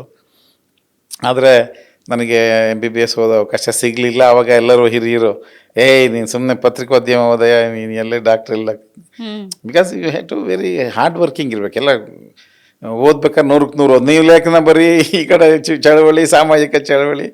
ಹಾಗಾಗಿ ನನಗೆ ಮಹಾರಾಜಾಸ್ ಕಾಲೇಜಲ್ಲಿ ಪತ್ರಿಕೆ. ನಿಮ್ಮ ಕಾಲದಲ್ಲಿ ಬಹುಶಃ ರೈತ ಸಂಘ ಮತ್ತು ದಲಿತ ಸಂಘರ್ಷ ಸಮಿತಿ ಉಚ್ಚಾಯ ಸ್ಥಿತಿ ಅಂತ ಅನ್ಕೊಳ್ತೀವಿ. ನೀವು ಯಾವೆಲ್ಲ ಸಾಮಾಜಿಕ ಹಿಂದುಳಿದ ವರ್ಗಗಳ ಚಳವಳಿ, ನಮ್ಮ ದಲಿತ ಚಳವಳಿ ಎಲ್ಲ ಬಹಳ ಪ್ರಾಮಿನೆಂಟಾಗಿ ಇದ್ವು. ಆಮೇಲೆ ದೇವರಾಜ ಅರಸರು ಮುಖ್ಯಮಂತ್ರಿಗಳಂಥ ಸಂದರ್ಭದಲ್ಲಿ ಬಹುಶಃ 77ರಲ್ಲಿ ಹಾವನೂರು ಆಯೋಗದ ವರದಿ ಈ ರಾಜ್ಯದಲ್ಲಿ ಜಾರಿ ಆಯಿತು. ಬಹುಶಃ ಹಾವನೂರು ಆಯೋಗದ ವರದಿಯನ್ನು ಎಲ್ಲ ನಮ್ಮ ಶೋಷಿತ ವರ್ಗಗಳ ಬೈಬಲ್ ಅಂತಲೇ ಕರೀತಾರೆ. ಈ ದೇಶದಲ್ಲಿ ಇವತ್ತು ದೇವರಾಜ ಅರಸರು ನಮ್ಮ ಹಿಂದುಳಿದ ವರ್ಗಗಳ ಮೀಸಲಾತಿಯನ್ನು ಕಲ್ಪಿಸೋದ್ರ ಮೂಲಕ ಹಾವನೂರು ಅವರು ಕೊಟ್ಟಂಥ ವರದಿ ಭಾಳ ವೈಜ್ಞಾನಿಕ ವರದಿ. ಅಲ್ಲಿ ಪರ ವಿರೋಧ ಬಂದಾಗ ನಾವು ಶೋಷಿತ ವರ್ಗಗಳ ಪರವಾಗಿ ದನಿಯನ್ನು ಎತ್ತಲೇಬೇಕಾದಂಥ ಪರಿಸ್ಥಿತಿ ಬಂತು. ಆಮೇಲೆ ದೇವರಾಜ ಅರಸರ ನಂತರ ನನ್ನ ಮೇಲೆ ಬಹಳಷ್ಟು ಪ್ರಭಾವ ಬೀರಿದಂಥವ್ರು 80ರ ದಶಕದಲ್ಲಿ, ಅಂದರೆ ನಾನು ಮೈಸೂರಲ್ಲಿ ಓದಕ್ಕೆ ಹೋದ್ನಲ್ಲ, ನನ್ನ ಮೇಲೆ ಹೆಚ್ಚು ಪ್ರಭಾವ ಬೀರಿದಂಥವರು ಇವತ್ತಿನ ನಮ್ಮೆಲ್ಲರ ನಾಯಕರು ಸನ್ಮಾನ್ಯ ಮುಖ್ಯಮಂತ್ರಿ ಅಂತ ಸಿದ್ದರಾಮಯ್ಯನವರು. 80ರಲ್ಲೇ ನಾನು ಅವರನ್ನು ನೋಡಿದ್ದೆ. 83ರಲ್ಲಿ ಅವರು ಚಾಮುಂಡೇಶ್ವರಿ ಚುನಾವಣೆಗೆ ನಿಂತಾಗ ನಾವು ನೇರವಾಗಿ ಅವ್ರ ಜೊತೆ ಅಲ್ಲಿಂದ ನಮ್ಮ ಜರ್ನಿ ಶುರು ಆಯಿತು. ಸ್ವಲ್ಪ ಈ ಶೋಷಿತ ವರ್ಗಗಳ ಬಗ್ಗೆ 80ನೇ ಇಸ್ವಿನಲ್ಲಿ ಏನು ಮಾತಾಡ್ತಾರೋ ಸಿದ್ದರಾಮಯ್ಯನವರು ಇವತ್ತು ಅದನ್ನೇ ಮಾತಾಡಿದ್ರೆ ಅವಕಾಶ ವಂಚಿತ ಸಮುದಾಯಗಳಿಗೆ ಅವಕಾಶ ಸಿಗಬೇಕು ಅನ್ನೋ ಎಲ್ಲ ಒಂದು ಹತ್ರ ನಮಗೂ ಇಲ್ಲ ನಾವು ಸ್ವಲ್ಪ ವಿದ್ಯಾವಂತರಾದರೂ ನಾವು ಸುಮ್ಮನೆ ಕೂರಬಾರ್ದು, ಒಂದು ಅವಕಾಶ ವಂಚಿತ ಸಮುದಾಯಗಳ ಪರ ದನಿ ಎತ್ತಬೇಕು ಅನ್ನೋ ಅಲ್ಲಿಂದ ನನಗೆ ಸ್ವಲ್ಪ ಇನ್ಫ್ಲೂಯೆನ್ಸ್. ಅಂದರೆ ಬಹಳಷ್ಟು ಜನ ನಾಯಕರುಗಳಿದ್ದಾರೆ, ಅದರಲ್ಲಿ ಹೆಚ್ಚು ನನ್ನ ಮೇಲೆ ಪ್ರಭಾವ ಬೀರಿದವರು ನಿರ್ಮಲಾ ದೇವಿ ಅವ್ರ ಬಗ್ಗೆ ಹೇಳಿದ್ರಿ. ಈಗ ದೇವರಾಜ ಅರಸು ಜೊತೆಗೆ ಸಿದ್ದರಾಮಯ್ಯನವರು. ಇನ್ನು ನನಗೆ ನಮ್ಮೂರವರು ದೊಡ್ಡ ದೊಡ್ಡ ಸಾಹಿತಿಗಳು, ತಾರಾ ಸುಬ್ರಾಯರನ್ನ ನೆನೀಬೇಕು, ನನ್ನ ಗೆಳೆಯ BL ವೇಣು ಅವ್ರು ನೆನೀಬೇಕು. ಎಲ್ಲ ಬಹಳ ಜನರ ಮೇಲೆ ಪ್ರಭಾವ ನನಗಾಗಿದೆ. ಆದರೆ ನನಗೆಲ್ಲೋ ಒಂದು ಹತ್ರ ಏನಾಯಿತು, 70ರ ದಶಕದಲ್ಲಿ ಹಾವನೂರು ಆಯೋಗನ ವಿರೋಧ ಮಾಡೋಂಥ ಸಂದರ್ಭದಲ್ಲಿ ಭಾಳ ಜನ ವಿರೋಧ ಮಾಡೋರು. ದೇವರಾಜ ಅರಸರಿಗೆ ಭಾಳಷ್ಟು ವಿರೋಧ ಬಂದಾಗ ಎಲ್ಲೋ ಒಂದು ಹತ್ರ ನಮಗೆ ದನಿ ಕೊಟ್ಟವ್ರ ಪರವಾಗಿ ನಿಲ್ಲಬೇಕು ಅನ್ನೋ ಒಂದು ಚಿಂತನೆ ಬಂತು. ನಾವೇನು ಮಾಡ್ತೀವಿ, ಪ್ರಜಾಸತ್ತಾತ್ಮಕ ವ್ಯವಸ್ಥೆಯಲ್ಲಿ ಬಾಬಾ ಸಾಹೇಬ್ ಅಂಬೇಡ್ಕರ್ ಅವರು ಕೊಟ್ಟಿರುವಂತಹ ಈ ಸಂವಿಧಾನದ ಹೂರಣ ನಾವು ಅರ್ಥನೇ ಮಾಡ್ಕೊಳ್ಳೋದಿಲ್ಲ. ಬಾಬಾ ಸಾಹೇಬ್ ಅಂಬೇಡ್ಕರ್ ಅವರು ಈ ನೆಲದಲ್ಲಿ ಹುಟ್ಟದೇ ಹೋಗಿದ್ದರೆ ನಾನು ಇಲ್ಲಿ ಕೂತ್ಕೊಳ್ಳೋಕೆ ಆಗ್ತಾನೂ ಇರಲಿಲ್ಲ, ನಿಮ್ಮ ಜೊತೆ ಎಷ್ಟು ಮಾತಾಡೋಕೆ ಆಗ್ತಾನೂ ಇರಲಿಲ್ಲ. ಸಮ ಸಮಾಜದ ಕಲ್ಪನೆಯನ್ನು ಬಿತ್ತಿದಂತಹ 12ನೇ ಶತಮಾನದ ಜಗಜ್ಯೋತಿ ಬಸವಣ್ಣನ ಸಿದ್ಧಾಂತವನಿಗೆ, ಜಗಜ್ಯೋತಿ ಬಸವಣ್ಣನಿಗೆ ಸರಿಸಮಾನವಾದ ಒಂದು ವ್ಯಕ್ತಿತ್ವ ಇವತ್ತು ಜಗತ್ತಲ್ಲಿ ಎಲ್ಲೂ ಸಿಗೋಕ್ಕೆ ಸಾಧ್ಯ. ಎಲ್ಲರಿಗೂ ಅವಕಾಶ ಸಿಗಬೇಕು, ಅಸಮಾನತೆ ಏಕೆ, ಎಲ್ಲರೂ ಒಂದೇ, ಗಂಡು ಹೆಣ್ಣು ಜಾತಿ ಮತ ಧರ್ಮ, ಯಾವುದೇ ಜಾತಿಯ ಯಾವುದೇ ಧರ್ಮದ ಯಾವುದೇ ಹಿನ್ನೆಲೆಯಿಂದ ಬಂದರೂ ಎಲ್ಲ ಒಂದೇ ಸಮಾನರು ಅನ್ನೋ ಜಗಜ್ಯೋತಿ ಬಸವಣ್ಣನ ಸಂದೇಶದ ಜೊತೆಗೆ ಬಾಬಾ ಸಾಹೇಬ್ ಅಂಬೇಡ್ಕರ್ ಅವರು ಕೊಟ್ಟಂಥ ಭಾರತದ ಸಂವಿಧಾನ, ಬಹುಶಃ ಭಾರತ ಸಂವಿಧಾನ ನಮಗೆ ಸಮಾಜದ ಅವಕಾಶವನ್ನು ಕಲ್ಪಿಸದೇ ಹೋಗಿದ್ದರೆ, ನಮಗೆಲ್ಲ ಶಿಕ್ಷಣ ಪಡಿತಕ್ಕಂಥ ಅವಕಾಶ ಕಲ್ಪಿಸದೇ ಹೋಗಿದ್ದರೆ, ನಮಗೆಲ್ಲರೂ ಕೂಡ ಸಮಾನತೆಯ ಅವಕಾಶ ಕಲ್ಪಿಸದೇ ಹೋಗಿದ್ದರೆ ಬಹುಶಃ ನಾವು ಎಲ್ಲ ಕಾಡು ಮೇಡಲ್ಲಿ ಕುರಿಗಿರಿ ದನ ಕಾಯ್ಕೊಂಡಿರೋವಂಥ ಪರಿಸ್ಥಿತಿ ಇತ್ತು. ಇವತ್ತು ಶ್ರೇಣೀಕೃತ ವರ್ಗ ಸಂಘರ್ಷ, ಪ್ರಜಾಸತ್ತಾತ್ಮಕ ವ್ಯವಸ್ಥೆ ಕೊಟ್ಟಂಥ ಬಹಳ ದೊಡ್ಡ ಕೊಡುಗೆ ಕೊಟ್ಟದ್ದು ಭಾರತ ಸಂವಿಧಾನ. ಬಾಬಾ ಸಾಹೇಬ್ ಅಂಬೇಡ್ಕರ್ ಎಷ್ಟು ನೆನೆಸಿದ್ರು ಸಾಲದು. ಈ ರಾಷ್ಟ್ರ ಹೆಂಗೆ ಬಂತಮ್ಮ, ಮಹಾರಾಜನ ಮಗ ಮಹಾರಾಜ, ಮಹಾರಾಣಿ ಮಗಳು ಮಹಾರಾಣಿ. ಇವತ್ತು ಈ ರಾಷ್ಟ್ರದಲ್ಲಿ ಹುಟ್ಟಿರ್ತಕ್ಕಂಥ ಯಾರು ಬೇಕಾದ್ರು ಏನು ಬೇಕಾದ್ರೂ ಆಗ್ಬೋದು. The beauty of democracy. Baba Saheb Ambedkar ಅವರು ಪ್ರಜಾಪ್ರಭುತ್ವದ ಒಂದು ಕಲ್ಪನೆಯನ್ನು ಕೊಟ್ಟು ಸಮ ಸಮಾಜದ ಬಿತ್ತನೆಯನ್ನು ಮಾಡಿದ್ರಲ್ಲ ಈ ರಾಷ್ಟ್ರದಲ್ಲಿ, ಅದು ಎಲ್ಲ ಒಂದು ಥರ ನಾವು ನ್ಯಾಯ ಆದಾಗ ಎಲ್ಲ ಬಾಯಿ ಮುಚ್ಕೊಂಡು ಕೂತ್ರೆ ಹೇಗೆ ಅಲ್ಲ. ಆದರೆ ನಿರಂತರ ಸಂಘರ್ಷ ಅಂತೂ ಇದ್ದೇ ಇರುತ್ತೆ. ನೀವು ಬುದ್ಧ ಬಸವ ಅಂಬೇಡ್ಕರ್ ಯಾವತ್ತಿಗೂ ಪ್ರಸ್ತುತನೇ. ಆದರೆ ಯಾವ ಬಸವಣ್ಣ ಯಾವುದರ ವಿರುದ್ಧ ಹೋರಾಡಿದ್ರು ಅದನ್ನು ಆ ಸಮುದಾಯ ಎತ್ತಿ ನಿಲ್ಲಿಸಿದೆ, ಅದು ಬೇರೆ ವಿಚಾರ. ಈಗ ಅಂಬೇಡ್ಕರ್ ವಿಚಾರದ ತಗೊಂಡ್ರು ಹಾಗೇನೆ, ಅಂಬೇಡ್ಕರ್ ಏನನ್ನ ಹೇಳಿದ್ರು ಅದು ಇವತ್ತಿಗೆ ನಡೀತಿಲ್ಲ. ನಾವು ಡೆಮಾಕ್ರಸಿ ಅಂತೀವಿ, ನಿಜವಾದ ಡೆಮಾಕ್ರಸಿಯಲ್ಲಿ ಇದೀವಾ ಅದು ಕೂಡ ಪ್ರಶ್ನೆನೆ. ಅಲ್ಲಲ್ಲ, ಇಲ್ಲಿ ಏನಾಗಿದೆ ಅದರ ವಿಮರ್ಶೆ ಸೆಕೆಂಡ್ ಪಾರ್ಟ್. ನನ್ನ ಪಾಯಿಂಟ್ ಏನು ಅಂದರೆ, ಬಾಬಾ ಸಾಹೇಬ್ ಅಂಬೇಡ್ಕರ್ ಅವರು ಏನು ಹೇಳಿದರು, ಯಾವ ವ್ಯಕ್ತಿ ತನ್ನ ಇತಿಹಾಸವನ್ನ ಅರಿಯೋದಿಲ್ಲ, ಅರ್ಥ ಆಗೋದಿಲ್ಲ, ಅವನು ಇತಿಹಾಸವನ್ನು ನಿರ್ಮಿಕ್ ಸಾಧ್ಯ ಇಲ್ಲ. ನನ್ನ ಸಮಸ್ಯೆ ಏನು ಅಂದರೆ, ಈ ಸಿದ್ಧಾಂತವನ್ನು ಇವತ್ತಿನ ಇವಾಗ ಈ ರಾಷ್ಟ್ರ 65%ಗೂ ಹೆಚ್ಚು ಯುವ ಪೀಳಿಗೆ ಇದೆ, ಇವತ್ತಿನ ಯಂಗ್ರ್ ಜನ್ರೇಷನ್ ಇದೆ. ನಾನು 3.5 ದಶಕಗಳ ಕಾಲ ಒಬ್ಬ ಮೇಷ್ಟ್ರ ಕೆಲಸ ಮಾಡಿದವನು, ಏನು ಮಾಡಿದ್ದೀರಿ ಸ್ವಾಮಿ ನಮಗೆ ಅಂತ ಕೇಳೋ ಯುವ ಪೀಳಿಗೆ ಇದೆ ಇವತ್ತು. ಈ ರಾಷ್ಟ್ರ ಎಲ್ಲಿಂದ ನೆಡ್ಕೊಂಬಂತು ಅನ್ನುವಂಥ ಸಂದೇಶವನ್ನು ನಾವು ಅವರಿಗೆ ಯಾಕೆ ಇದನ್ನು ಹೇಳಿದೆ ಅಂದರೆ, ಸರಿ ತಪ್ಪುಗಳು ವಿಮರ್ಶೆ ಎಲ್ಲೆಲ್ಲಿ ಏನೇನಾಗಿದ್ದಾವೆ ಅದು ಸೆಕೆಂಡ್ ಪಾರ್ಟ್. ನಾನು ಯಾರ್ಯಾರು ನಮ್ಗೆ ಏನೇನನ್ನು ಕೊಟ್ಟಿದ್ದಾರೆ ನೋಡಿ, ಇವತ್ತಿನ ಯುವ ಪೀಳಿಗೆಗೆ ಇರ್ತಕ್ಕಂಥ ಸೌಲಭ್ಯ ನಮಗಿತ್ತೆ. ನಾನೇ ಮಾಧ್ಯಮದ ಹೇಳ್ತೀನಿ ಬೇಕಾದ್ರೆ ನಿಮಗೆ, ನಾನು ಮಾಹಿತಿ ರವಾನೆ ಮಾಡ್ಬೇಕಾದ್ರೆ ಎಷ್ಟು ಕಷ್ಟಪಡ್ತಿದ್ದೆ. ಒಂದು ಪದ ನಾನು ಬೆಂಗಳೂರಿಗೆ ರೀಚ್ ಮಾಡ್ಬೇಕಾದ್ರೆ ಬೆಳಗಿನ ಜಾವ ಹೋಗಿ ಕುತ್ಕೋಬೇಕಾಗಿತ್ತು ಟೆಲಿಗ್ರಾಫ್ ಆಫೀಸಲ್ಲಿ. ಇವತ್ತು ತಂತ್ರಜ್ಞಾನ ನಿಮ್ಮ ಹತ್ರ ಇದೆ, ಸೌಲಭ್ಯ ನಿಮ್ಮ ಹತ್ರ ಇದೆ, ವಿಶ್ವವಿದ್ಯಾಲಯಗಳಿದ್ದಾವೆ, ಓದೋ ಅವಕಾಶ ಇದೆ. ಮಾಧ್ಯಮವನ್ನು ಶಾಸ್ತ್ರೋಕ್ತವಾಗಿ ನೀವು ಅಧ್ಯಯನ ಮಾಡಿ ಮಾಧ್ಯಮದಲ್ಲಿ ಕೆಲಸ ಮಾಡುವಂಥ ಅವಕಾಶ ಇದೆ. ಬೇರೆ ಬೇರೆ ಕ್ಷೇತ್ರಗಳಿಗೆ ವೈದ್ಯಕೀಯ ಆಗಲಿ, ತಂತ್ರಜ್ಞಾನ ಆಗಲಿ, ಕಾನೂನಾಗಲಿ, ಬೇರೆ ಬೇರೆ ಇದ್ದಾವೆ. ನಮ್ಮಗಳಿಗೆ ಅವಕಾಶ ಇರಲಿಲ್ಲ, ತಂತ್ರಜ್ಞಾನನೇ ಇರಲಿಲ್ಲ, ನಮಗೆ ಫೋನೇ ಇಲ್ಲ. ಕರೆಕ್ಟ್. ಇದನ್ನ ನಾನು ಮುಂದಿನ ಭಾಗದಲ್ಲಿ ಮಾತಾಡ್ತೀನಿ. ಈಗ ನಿಮ್ಮ ಹಿನ್ನೆಲೆ, ನಿಮ್ಮ ವಿದ್ಯಾಭ್ಯಾಸ ನೋಡ್ತಿದ್ರೆ, ಒಂದು ನೀವು ಯಾವುದಾದ್ರೂ ಪ್ರಖ್ಯಾತ ಪತ್ರಿಕೆಗೆ ಎಡಿಟರ್ ಆಗಬೇಕಾಗಿತ್ತು, ಅಂದರೆ ಆ ಲೈನಲ್ಲಿ ಹೋಗಬೇಕಾಗಿತ್ತು. ಇಲ್ಲ ಅಂತಂದರೆ ನಿಮ್ಮ ಮೇಲೆ ಪ್ರಭಾವ ಬೀರಿರುವ ವ್ಯಕ್ತಿಗಳನ್ನು ನೋಡಿದ್ರೆ ನೀವು ರಾಜಕೀಯ ಹಿನ್ನೆಲೆಗೆ ಬರಬೇಕಿತ್ತು, ಆ ಕ್ಷೇತ್ರಕ್ಕೆ ಬರಬೇಕಿತ್ತು. ಎರಡನ್ನೂ ಆಯ್ಕೆ ಮಾಡ್ಕೊಳ್ದೆ ಅಕಾಡೆಮಿಕ್ ಆಗಿ ನೀವು ಪ್ರಾಧ್ಯಾಪಕರಾಗಿ ಹೋಗೋದಕ್ಕೆ ಏನು ಕಾರಣ ಆಯಿತು?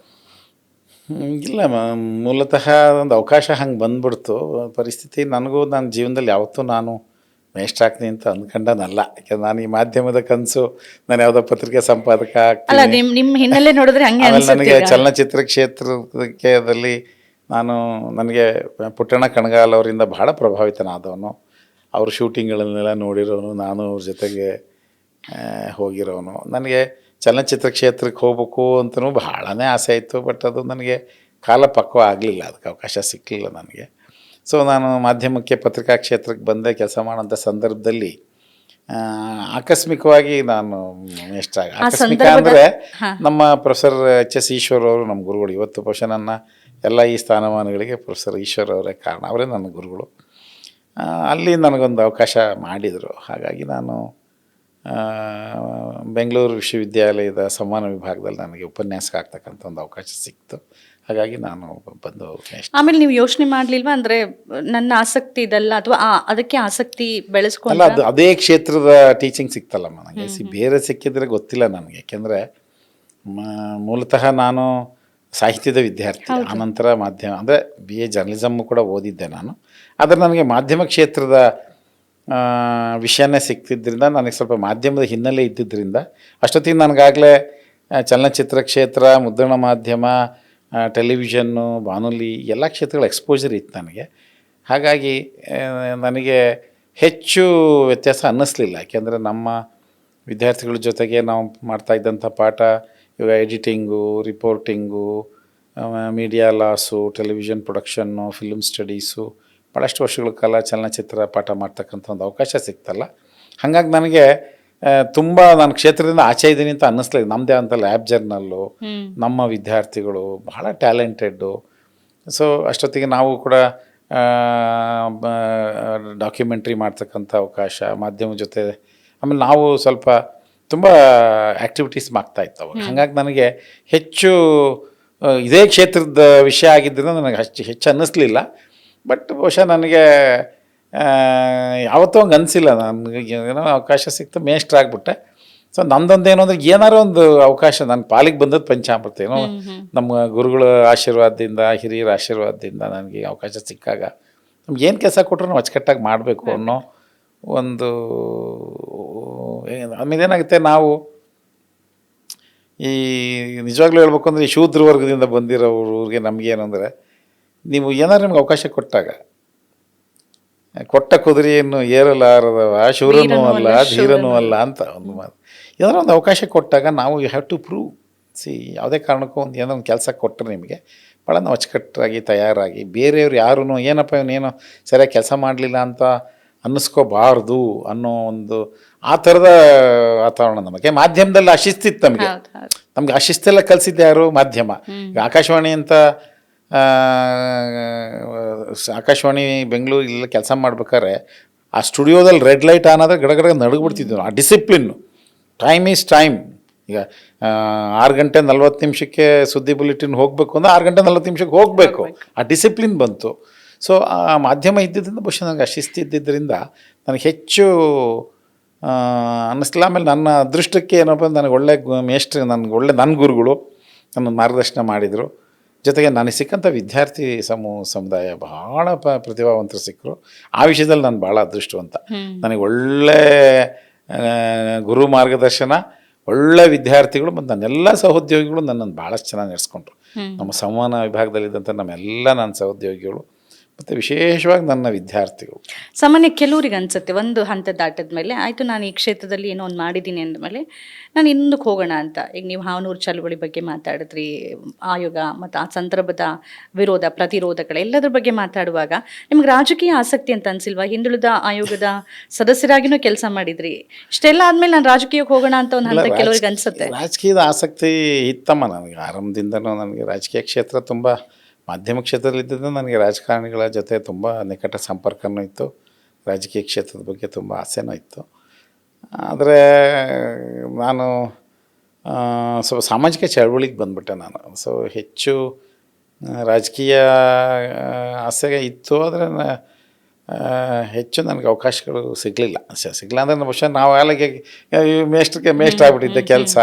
ಹಾಗಾಗಿ ಈಗ ಮತ್ತೆ ಕೆಲಸ ಬಿಟ್ಟು ರಾಜೀನಾಮೆ ಕೊಟ್ಟರು ರಾಜಕೀಯಕ್ಕೆ ಹೋಗುವ ಆ ಥರ ಎಲ್ಲ ಇತ್ತು. ಹಾಗಾಗಿ ಸಾಮಾಜಿಕ ಚಳವಳಿಗೆ ಬಂದೆ ನಾನು, ಸೋಷಿಯಲ್ ಮೂಮೆಂಟಿಗೆ ಬಂದೆ, ಹಿಂದುಳಿದ ವರ್ಗಗಳ ಚಳವಳಿಗೆ. ಆಮೇಲೆ ನಮ್ಮ ಸಮಾಜ ಕಟ್ತಕ್ಕಂಥ ಕೆಲಸದಲ್ಲೂ ನಾನು ಕೆಲಸ ಮಾಡಿದೆ. ಓಕೆ. ನಮ್ಮ ಕನಕ ಸೇನೆ ಕಟ್ಟಿದೆ, ನಂತರ ಕನಕ ಸೇನೆಯ ಸ್ಥಾಪಕ ಅಧ್ಯಕ್ಷನಾಗಿ ನಾನು ಕೆಲಸ ಮಾಡಿದೆ. ನಮ್ಮ ಪ್ರದೇಶ ಕುರುಬರ ಸಂಘದಲ್ಲಿ ಪದಾಧಿಕಾರಿಯಾಗಿ ಕೆಲಸ ಮಾಡಿದೆ. ಹಿಂದುಳಿದ ಜಾತಿಗಳ ಒಕ್ಕೂಟದಲ್ಲಿ ನಾನು ಕೆಲಸ ಮಾಡಿದೆ. ಅಹಿಂದ ಸಂಘಟನೆ ಬಂದಂಥ ಸಂದರ್ಭದಲ್ಲಿ ಅವ್ರ ಜೊತೆ ನಾನು ಕೆಲಸ. ಹಾಗಾಗಿ ಸಾಮಾಜಿಕ ಚಳವಳಿಯಲ್ಲಿ ನಾನು ತೊಡಸ್ಕೊಂಡಿದ್ದರಿಂದ ನನಗೆ ಹೆಚ್ಚು ಆ ಕಡೆ ಗಮನ. ಎಲ್ಲರೂ ಪಾಪ ನಮಗೆ ಅನೇಕ ನಾಯಕರ ಜೊತೆ ಸಂಪರ್ಕ ಇತ್ತು, ಎಲ್ಲ ಇತ್ತು. ಬಟ್ ನಾನು ಸೋಷಿಯಲ್ ಮೂಮೆಂಟು ಬಂದೆ. ಒಂದು ಕಡೆ ಟೀಚಿಂಗು, ಒಂದು ಕಡೆ ಸೋಷಿಯಲ್ ಮೂಮೆಂಟು ಎರಡೂ ಬಂದಿದ್ದರಿಂದ ನನಗೆ ರಾಜಕೀಯ ಕ್ಷೇತ್ರದ ಬಗ್ಗೆ ಒಲವು ಭಾಳನೇ ಇತ್ತು, ಇಲ್ಲ ಅಂತಿಲ್ಲ. ಆದರೆ ನನಗೆ ಆ ಕಾಲ ಕೂಡಬೇಕಲ್ಲ, ಅದಕ್ಕೆ ಅವಕಾಶಗಳು ಆಗಲಿ. ಆಮೇಲೆ ಮಧ್ಯಮ ವರ್ಗದವ್ರು ನಾವು ಏನಾಗುತ್ತೆ, ನಮಗೊಂದು ಸೈಕಾಲಜಿ ಹೆಂಗಿರುತ್ತಮ್ಮ, ನಿಮ್ಗೊಂದು ಕೆಲಸ ಸಿಗುತ್ತೆ ಅಂತ ಕೇಳಿ. ಏಕೆಂದರೆ ಎಲ್ಲರೂ ನಮ್ಮ ಮೇಲೆ ಡಿಪೆಂಡೆನ್ಸ್ ಇರ್ತಾರೆ, ಸಮಸ್ಯೆಗಳಿರ್ತದೆ, ಮಕ್ಕಳು, ಮನೆ, ಕುಟುಂಬ. ಈ ರಿಸ್ಕ್ಗಳು ತಗೊಳಕ್ಕೆ ಸ್ವಲ್ಪ ಭಯ ನಮಗೆ, ಯಾಕೆಂದ್ರೆ ನಾವೆಲ್ಲ ಮಧ್ಯಮ ವರ್ಗದ ಜನ. ಹಾಗಾಗಿ ಅಷ್ಟೆಲ್ಲ ರಿಸ್ಕ್ ತಗೊಳ್ಳೋ ಅಷ್ಟು ಬಗ್ಗೆ ನಾನು ಹೆಚ್ಚು ಯೋಚನೆ ಮಾಡಲೇ ಇಲ್ಲ. ಹಾಗಾಗಿ ಇದೇನು ಅನ್ಸುತ್ತೆ ಅಂದರೆ ನಿಮ್ಮ ಮಾತಲ್ಲಿ ಹೆಚ್ಚು ವ್ಯಕ್ತ ಆಗ್ತಿರೋದು ಒಂದು ಶೂದ್ರ ಕಮ್ಯುನಿಟಿ, ಹಿಂದುಳಿದಿರುವಿಕೆ ಮತ್ತು ಪರಂಪರಾಗತವಾಗಿ ಒಂದು ಕೃಷಿಯನ್ನು ನಂಬ್ಕೊಂಡು ಬಂದು ಯಾವುದನ್ನು ದೊಡ್ಡ ಸವಾಲನ್ನು ಎದುರಿಸೋದಕ್ಕೇ ಸ್ವಲ್ಪ ಭಯಪಡುವಂಥ ಮನಸ್ಥಿತಿ. ಇದಕ್ಕೆ ಕಾರಣ ಆಗಿರೋ ಹಿನ್ನೆಲೆ ಬಗ್ಗೆ ಒಂದು ಇತಿಹಾಸ ಅಂತ ಬಂದರೆ ಶ್ರೇಣೀಕೃತ ಸಮಾಜದ ಬಗ್ಗೆ ಮಾತಾಡಿದ್ರಿ. ಏನು ಅನ್ಸುತ್ತೆ? ಸ್ವತಂತ್ರ ಭಾರತದ ಇತಿಹಾಸದಲ್ಲಿ ನಿಜವಾಗ್ಲೂ ನಮಗೆ ದನಿ ಬಂದಿದ್ದೇ ಬಾಬಾ ಸಾಹೇಬ್ ಅಂಬೇಡ್ಕರ್ ಅವರ ಸಂವಿಧಾನ ಜಾರಿ ಬಂದ ಮೇಲೆ. ಹಾಗಾಗಿ ಯಾವುದೇ ಪ್ರಜಾಸತ್ತಾತ್ಮಕ ವ್ಯವಸ್ಥೆಯಲ್ಲಿ ಸಾಮಾಜಿಕ ಬದಲಾವಣೆ ಆಗಬೇಕಾದ್ರೆ ದಿನಗಳು ತಗೊಳುತ್ತೆ. It will take time. ನಮಗೇನು ಇನ್ನೂ ಸ್ವಾತಂತ್ರ್ಯ ಬಂದೇನು ಭಾಳ ವರ್ಷಗಳೇನಾಗಿಲ್ಲ. ಬೇರೆ ನೀವು ರಾಷ್ಟ್ರಗಳ ಅಭಿವೃದ್ಧಿ ನೋಡಿದ್ರೆ ನಾವು ಇಂಡಿಯಾ ಭಾಳ ಫಾಸ್ಟ್ ಆಗಿದ್ದೀವಿ. ಸುಮ್ಮನೆ ನಾವು ಇವಾಗೆಲ್ಲ ಹೇಳಿದೆ ಏನಾಗಿದೆ ಈ ದೇಶ, ಇದಾಗಿಲ್ಲ ಅದಾಗಿಲ್ಲ ನೆಂಟಾಗಿದೆ, ಡೊಂಕ ಬಂಕ ಎಲ್ಲರ ಮನೆ ದೋಸೆನೂ ತೂತೆ. ಲೋಕದ ಡೊಂಕ ನೀವೇ ಕಿತ್ತಿದ್ದೀವಿರಿ, ತಿದ್ದುಕೊಳ್ಳಿ ಅಂತ ಇದೆಯಲ್ಲ ಮಾನವ. ಹಾಗಾಗಿ ಡೊಂಕು ಅಂತ ನೋಡಿದ್ರೆ ಡೊಂಕು, ಒಳ್ಳೇದನ್ನು ನೋಡಿದ್ರೆ ಒಳ್ಳೇದು. ಈಗ ನೋಡಿ, ಸಾಮಾಜಿಕ ಬದಲಾವಣೆಯಲ್ಲಿ ಏನಾಗಿದೆ, ಶ್ರೇಣೀಕೃತ ವರ್ಗ ಸಂಘರ್ಷದಿಂದ ಭಾಳಷ್ಟು ಬದಲಾವಣೆಗಳಾಗಿದ್ದಾವೆ, ಎಲ್ಲರಿಗೂ ಅವಕಾಶಗಳಾಗಿದ್ದಾವೆ. ಮಹಿಳಾ ಸಬಲೀಕರಣ ಆಗ್ತಾಯಿದೆ, ಅವಕಾಶ ವಂಚಿತರು ಮುಖ್ಯವಾಹಿನಿಗೆ ಬರ್ತಾ ಇದ್ದಾರೆ. ದಲಿತ ವರ್ಗದವರು, ಹಿಂದುಳಿದ ವರ್ಗದವರು, ಅಲ್ಪಸಂಖ್ಯಾತರು, ಎಲ್ಲ ಜಾತಿಯ ಎಲ್ಲ ಧರ್ಮದ ಬಡವರು, ಇವೆಲ್ಲವೂ ಕೂಡ ಮುಖ್ಯವಾಹಿನಿಗೆ ಬರ್ತಕ್ಕಂತಹ ಕೆಲಸಗಳು ಆಗಿದ್ದಾವೆ. ಕೈಗಾರಿಕೋದ್ಯಮ ಬೆಳೆದಿದ್ದೀವಿ, ಆರ್ಥಿಕ ಕ್ಷೇತ್ರದಲ್ಲಿ ನಾವು ಬೆಳೀತಾ ಇದ್ದೀವಿ. ಹಾಗಾಗಿ ಬಹುಶಃ ಸಾಮಾಜಿಕ ಬದಲಾವಣೆ ಆಗ್ತಾ ಇದೆಯಮ್ಮ, ಖಂಡಿತ ಆಗ್ತಾ ಇದೆ. ಈಗ ನಮ್ಮ ಕಾಲದಲ್ಲಿ ಇದ್ದಷ್ಟು ಸಮಸ್ಯೆಗಳು ಇವತ್ತೆಲ್ಲಿದೆ? ನಮ್ಮ ಕಾಲದಲ್ಲಿ ಯಾವ ರೋಡ್ಗಳು ಇರ್ತಿದ್ವು, ಕಷ್ಟಪಡ್ತಿದ್ವಿ. ಇವತ್ತೆಲ್ಲ ನಮ್ಮ ಭಾರತ ಅಭಿವೃದ್ಧಿ ಆಗ್ತಾ ಇದೆ. ಅದು ಕಾರಣ ಭಾರತದ ಸಂವಿಧಾನದ ಕೊಡುಗೆ. ಬಹುಶಃ ಇನ್ನೂ ಸ್ವಲ್ಪ ಕಾಲ ತಗೊಳ್ಳುತ್ತೆ. ಯಾಕೆಂದರೆ ನಾವು ಸ್ವಾತಂತ್ರ್ಯ ಬಂದು ಎಷ್ಟೋ ಒಂದು 10-15 ವರ್ಷದೊಳಗೆ ಬಿಟ್ಬಿಟ್ವಿ ನಾವೆಲ್ಲ. ನಮಗೆ 1969ರಲ್ಲಿ ನಾವು ಮಹಾತ್ಮ ಗಾಂಧೀಜಿಯವರ ಶತಮಾನೋತ್ಸವನೇ ನನಗೆ ಭಾಳ ದೊಡ್ಡ ಮಹಾತ್ಮ ಗಾಂಧೀಜಿಯವ್ರ ಕೊಡುಗೆ, ಸ್ವಾತಂತ್ರ್ಯ ಸಂಘ. ಆಮೇಲೆ ಜನ್ರೇಷನ್ ಬರ್ತಾ ಬರ್ತಾ ಬರ್ತಾ ಬರ್ತಾ ಬರ್ತಾ ಏನಾಗುತ್ತೆ, ಹಳೆಯ ಇತಿಹಾಸವನ್ನು ಕೂಡ ಹೇಳ್ತಕ್ಕಂಥ ಜವಾಬ್ದಾರಿ ನಮ್ಮ ಮೇಲೆ ಇರ್ತದೆ. ಬಹುಶಃ ಸಾಮಾಜಿಕ ಬದಲಾವಣೆ ಆಗ್ತಾ ಇದೆ. ನನಗೇನು ಎಲ್ಲವೂ ನಾವು ಬಹಳ ಇನ್ನೂ ಹಿಂದುಳಿದಿದ್ದೀವಿ ಅಂತ ನಾನು ಅನ್ಸಲ್ಲ. ಬೇರೆ ಬೇರೆ ಕ್ಷೇತ್ರಗಳಲ್ಲಿ ಬದಲಾವಣೆಯನ್ನು, ಅಭಿವೃದ್ಧಿನ ಸಾಧಿಸ್ಕೊಂಡು ಹೋಗ್ತಾ ಇದ್ದೀವಿ. Takes time. ಯಾವುದೇ ಒಂದು ಸಾಮಾಜಿಕ ಬದಲಾವಣೆ, ಯಾವುದೇ ಒಂದು ದೇಶದ ಅಭಿವೃದ್ಧಿ 6 ತಿಂಗಳು, ವರ್ಷ, 3 ತಿಂಗಳಲ್ಲಿ ಆಗಲ್ಲ. It will take lot of time. ನಮ್ಮದೇ ಆದಂಥ ಈಗ ನಾವು ಸ್ವತಂತ್ರ ಭಾರತದ ಇತಿಹಾಸದಲ್ಲಿ ನಮಗೆ ಆಹಾರ ಧಾನ್ಯಗಳ ಕೊರತೆ ಇತ್ತು. ಇವತ್ತು ಜಗತ್ತಿನ ಬೇರೆ ಬೇರೆಯಾಗಿ ಗ್ರೀನ್ ರೆವಲ್ಯೂಷನ್ ಆಯಿತು, ಮಾಧ್ಯಮ ಬಂತು, ಅಭಿವೃದ್ಧಿಗೆ ಮಾಧ್ಯಮ ಕೊಟ್ಟಂಥ ಕೊಡುಗೆ. ಸೊ ಆಮೇಲೆ ಇವತ್ತು ಕೂಡ ಮಾಧ್ಯಮ ಎಲ್ಲ ಬರೀ ನಾವು ಮಾಧ್ಯಮದ ಬಗ್ಗೆ ಟೀಕೆ ಮಾಡ್ತೀವಿ, ಬಟ್ ಮಾಧ್ಯಮದ ಕೊಡುಗೆ ಇದ್ದೇ ಇದೆ. ಎಲ್ಲ ಉದ್ಯಮದಲ್ಲಿ ಇದ್ದ ಹಾಗೆ ಇಲ್ಲೂ ಸಣ್ಣ ಪುಟ್ಟ ಇರ್ತವೆ. ಆದರೆ ಶ್ರೇಣೀಕೃತ ವರ್ಗ ಸಂಘರ್ಷ ಇನ್ನೂ ಕೂಡ ಹೆಚ್ಚು ಅವಕಾಶ ವಂಚಿತರಿಗೆ ಅವಕಾಶ ಸಿಗಬೇಕು. ಎಲ್ಲ ಕ್ಷೇತ್ರಗಳಲ್ಲೂ ಅವಕಾಶ ಸಿಗಬೇಕು. ಮಹಿಳೆಯರಿಗೆ ಇನ್ನೂ ಹೆಚ್ಚು ಅವಕಾಶ ಸಿಗಬೇಕು. ಇನ್ನೂ ನಮಗೆ ಆ ಹಳೆಯ ಮನಸ್ಥಿತಿ ಇರುವಂಥ ಪೀಳಿಗೆಗಳು ಇದೀವಿ, ಇಲ್ಲ ಅಂತಲ್ಲ, ಬಹಳ ಪ್ರಾಮಾಣಿಕವಾಗಿ ಹೇಳ್ತೀನಿ. ಸೊ ಮನಸ್ಥಿತಿ ನಾವು ಬದಲಾದರೆ ಆಟೋಮ್ಯಾಟಿಕ್ ಆಗಿ ಸಾಮಾಜಿಕ ಬದಲಾವಣೆ ಶುರು ಆಗಿದೆ ಪ್ರಕ್ರಿಯೆ, ಬಟ್ ಇನ್ನೂ 100ಕ್ಕೆ 100 ಆಗಬೇಕು ಅನ್ನೋದು ಆಸೆ ನಮ್ಮದು. ಸರಿ, ಮಾಧ್ಯಮ ರಾಜಕೀಯನ ನಾನು ಮತ್ತೆ ಮಾತಾಡ್ತೀನಿ. ನಿಮ್ಮ ಆಡಳಿತಾತ್ಮಕ ವಿಚಾರದ ಬಗ್ಗೆ ಮಾತಾಡೋದಾದ್ರೆ, ಕೊಪ್ಪಳ ವಿಶ್ವವಿದ್ಯಾನಿಲಯದಲ್ಲಿ ಉಪಕುಲಪತಿಗಳಾಗಿದ್ರಿ, ಈಗಲೂ ನೀವು ಉಪಕುಲಪತಿಗಳಾಗಿ ಕೆಲಸ ಮಾಡ್ತಿದ್ದೀರಿ. ವಿಶ್ವವಿದ್ಯಾನಿಲಯ ಅಂತ ಬಂದಾಗ 2-3 ವಿಚಾರಗಳು. ಒಂದು, ಜಾತಿ ತಾರತಮ್ಯದ ಬಗ್ಗೆ ಪ್ರಶ್ನೆಗಳು ಬರುತ್ತೆ, ವೇಮುಲ ಪ್ರಕರಣ ಇರ್ಬೋದು ಅಥವಾ ಇನ್ನಿತರೆ ಅನೇಕ ಪ್ರಕರಣಗಳು. ಇನ್ನೊಂದು, ಅಲ್ಲಿ ರಾಜಕೀಯದ ಹಸ್ತಕ್ಷೇಪ ಬರುತ್ತೆ, ರಾಜಕೀಯ ಹಸ್ತಕ್ಷೇಪ, ಸ್ವಾಯತ್ತತೆ ವಿಚಾರ ಬರುತ್ತೆ. ನೀವು ಆಡಳಿತಾತ್ಮಕವಾಗಿ ಸವಾಲು ಅಂತ ಯಾವುದನ್ನು ಗುರುತಿಸ್ತೀರಿ? ಮತ್ತು ಈ ರಾಜಕೀಯ ಹಸ್ತಕ್ಷೇಪ, ಜಾತಿ ತಾರತಮ್ಯ, ಇದ್ರ ಬಗ್ಗೆ ಏನು ತಾವು ಅಭಿಪ್ರಾಯ ವ್ಯಕ್ತಪಡಿಸ್ಬೋದು? ನನ್ನ ಇಷ್ಟು ವರ್ಷಗಳ ವಿಶ್ವವಿದ್ಯಾಲಯದ ಪ್ರಯಾಣದಲ್ಲಿ ನಾನು ರಾಜಕೀಯ ಹಸ್ತಕ್ಷೇಪ ನೋಡೇ ಇಲ್ಲ, ಸತ್ಯ ಹೇಳ್ತೀನಿ. ರಾಜಕೀಯ ಹಸ್ತಕ್ಷೇಪ ಇಲ್ಲವೇ ಇಲ್ಲ ನಮ್ಮಲ್ಲಿ. ಬೇರೆ ರಾಜ್ಯಗಳಿಗೆ ಹೋಲಿಸಿದ್ರೆ ಕರ್ನಾಟಕ ರಾಜ್ಯದಲ್ಲಿ ವಿಶ್ವವಿದ್ಯಾಲಯಗಳಿಗೆ ನಮ್ಮದೇ ಆದಂಥ ಭಾಳಷ್ಟು ಸ್ವಾಯತ್ತತೆ ಇದೆ. ಕಷ್ಟ ಸುಖಗಳು ಬಂದಂಥ ಸಂದರ್ಭದಲ್ಲಿ ನಾವು ಕೂಡ ಸರ್ಕಾರದ ಗೆ ಮೊರೆ ಹೋಗಬೇಕಾಗ್ತದೆ. ಸರ್ಕಾರ ನಮಗೆ ಆರ್ಥಿಕ ವ್ಯವಸ್ಥೆ ಪ್ರಗತಿ, ಯಾಕೆಂದರೆ ಸರ್ಕಾರವನ್ನು ಬಿಟ್ಟು ನಾವೇನು ಕೆಲಸ ಮಾಡೋಕ್ಕೆ ಆಗೋದಿಲ್ಲ. ಹಾಗಾಗಿ ಸ್ವಾಯತ್ತತೆ ವಿಷಯದಲ್ಲಿ ಎಲ್ಲೂ ನನಗೆ ರಾಜಕೀಯ ಹಸ್ತಕ್ಷೇಪ ನಾನು ಇನ್ನೂ ನೋಡಿಲ್ಲ. ಅದು ಒಂದು. ಜಾತಿ ವ್ಯವಸ್ಥೆನೂ ಅಷ್ಟೇ ನನಗೆಲ್ಲೂ ಆ ತಾಪ ಅಂತ ಅನಿಸಿಲ್ಲ, ಯಾಕೆಂದರೆ ಎಲ್ಲ ಬುದ್ಧಿಜೀವಿಗಳಿದ್ದಾರೆ, ಎಲ್ಲ ಮಕ್ಕಳಿದ್ದಾರೆ, ಎಲ್ಲ ಕೆಲವು ಕಡೆ ಕೆಲವು ಪ್ರಕರಣಗಳು ಆಗ್ಬೋದು. ನನಗಂತ 100ಕ್ಕೆ 100 ಹಂಗಿದೆ ಅಂತ ಅನಿಸಲ್ಲ. ಬಟ್ ಕರ್ನಾಟಕ ರಾಜ್ಯದಲ್ಲಿ ಉನ್ನತ ಶಿಕ್ಷಣ ಅದರದೇ ಆದಂಥ ಒಂದು ಹಿರಿಮೆ ಇದೆ. ಕರ್ನಾಟಕ ರಾಜ್ಯದ ವಿಶ್ವವಿದ್ಯಾಲಯಕ್ಕೆ ಅವಕ್ಕೆ ಒಂದು ಪರಂಪರೆ ಇದೆ, ಇತಿಹಾಸ ಇದೆ.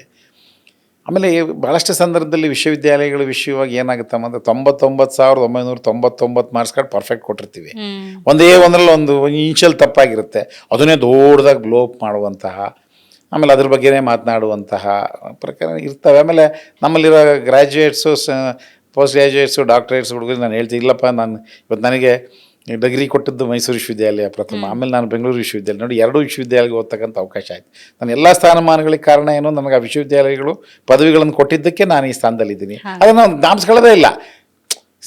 ನಾವೇನು ಮಾಡ್ತೀವಿ, ಯಾವುದೋ ಒಂದು ಸಣ್ಣದೊಂದು ಬಂದ್ಬಿಟ್ಟು ನಾನು ದೊಡ್ಡ ಬೃಹದಾಕಾರವಾಗಿ ಚರ್ಚೆ ಮಾಡ್ತಕ್ಕಂಥ ಕೆಲಸ ಆಗಬಾರ್ದು. ಏನು ಪಾಸಿಟಿವ್ ಆಗಿದೆ, ಏನು ಒಳ್ಳೇದಾಗ್ತಾ ಇದೆ, ಯಾವ್ಯಾವ ಕ್ಷೇತ್ರದಲ್ಲಿ. ಈಗ ನೋಡಿ, ಒಂದೊಂದು ವಿಶ್ವವಿದ್ಯಾಲಯದ ಅವ್ರದ್ದೇ ಅಂತ ದೊಡ್ಡ ಕೊಡುಗೆ ಇದೆ, ಭಾಳಷ್ಟು ಕೊಡುಗೆಗಳಿದ್ದಾವೆ. ಅದನ್ನು ಬಿಟ್ಬಿಡ್ತೀವಿ, ಇದು ಬಂಕ ಇದು ನೆಗೆಟಿವ್, ಈ ಥರದ ಚಿಂತನೆಗಳನ್ನು ಬಿಟ್ಟರೆ ಖಂಡಿತ ಒಳ್ಳೇದಾಗ್ತದೆ ಅನ್ನುವಂಥದ್ದು. ಯಾಕೆಂದ್ರೆ ನಾನು ಭಾಳ ಹುಡುಗರಿಗೆ ಹೇಳ್ತೀನಿ, ಎಲ್ಲ ಸೆಂಡ್ ಆಫ್ ಬಂದಾಗ ನಾನು ಹೇಳಿ, ನೀವು ಡಿಗ್ರಿ ಕೊಟ್ಟರೆ ಯೂನಿವರ್ಸಿಟಿನ, ಡಿಪಾರ್ಟ್ಮೆಂಟ್ನ ಮರಿಬೇಡ್ರಪ್ಪ. ಆಯಿತು, ಇಷ್ಟು ವಿಶ್ವವಿದ್ಯಾಲಯಗಳಿಂದ ನೀವು ಪದವಿಗಳನ್ನು ಪಡಿತೀರಾ, ನಿಮ್ಮ ಉನ್ನತ ಸ್ಥಾನಗಳು ಬರ್ತವೆ. ತಿರುಗಿಸಿ ಯಾವತ್ತಾರು ನಿಮ್ಮ ಡಿಪಾರ್ಟ್ಮೆಂಟ್ಸ್ ನೋಡಿದ್ದೀರಾ? ತಿರುಗಿಸಿ ನಿಮ್ಮ ಪ್ರೈಮರಿ ಸ್ಕೂಲ್ ನನಗೆ ಪಾಠ ನನಗೆ ಇವತ್ತು ಈ ಸ್ಥಾನಕ್ಕೆ ತಂದು ಕೊಟ್ಟರಂತ ಪ್ರೈಮರಿ ಸ್ಕೂಲ್ ನಾನು ತಿರುಗಿಸಿ ನೋಡಿದ್ದೀನ, ಆ ಮನೋಭಾವ ನನಗಿದೆಯಾ? ಆ ಮನೋಭಾವ ನೀವು ಬೆಳೆಸ್ಕೊಳ್ಳಿ. ಅಮೇರಿಕಾದಂಥ ರಾಷ್ಟ್ರಕ್ಕೆ ಹೋದರೆ ಇಡೀ ವಿಶ್ವವಿದ್ಯಾಲಯನ ಬರೀ ಒಂದು ಅಲ್ಯೂಮ್ನೈನ ನಡೆಸ್ತಾರೆ.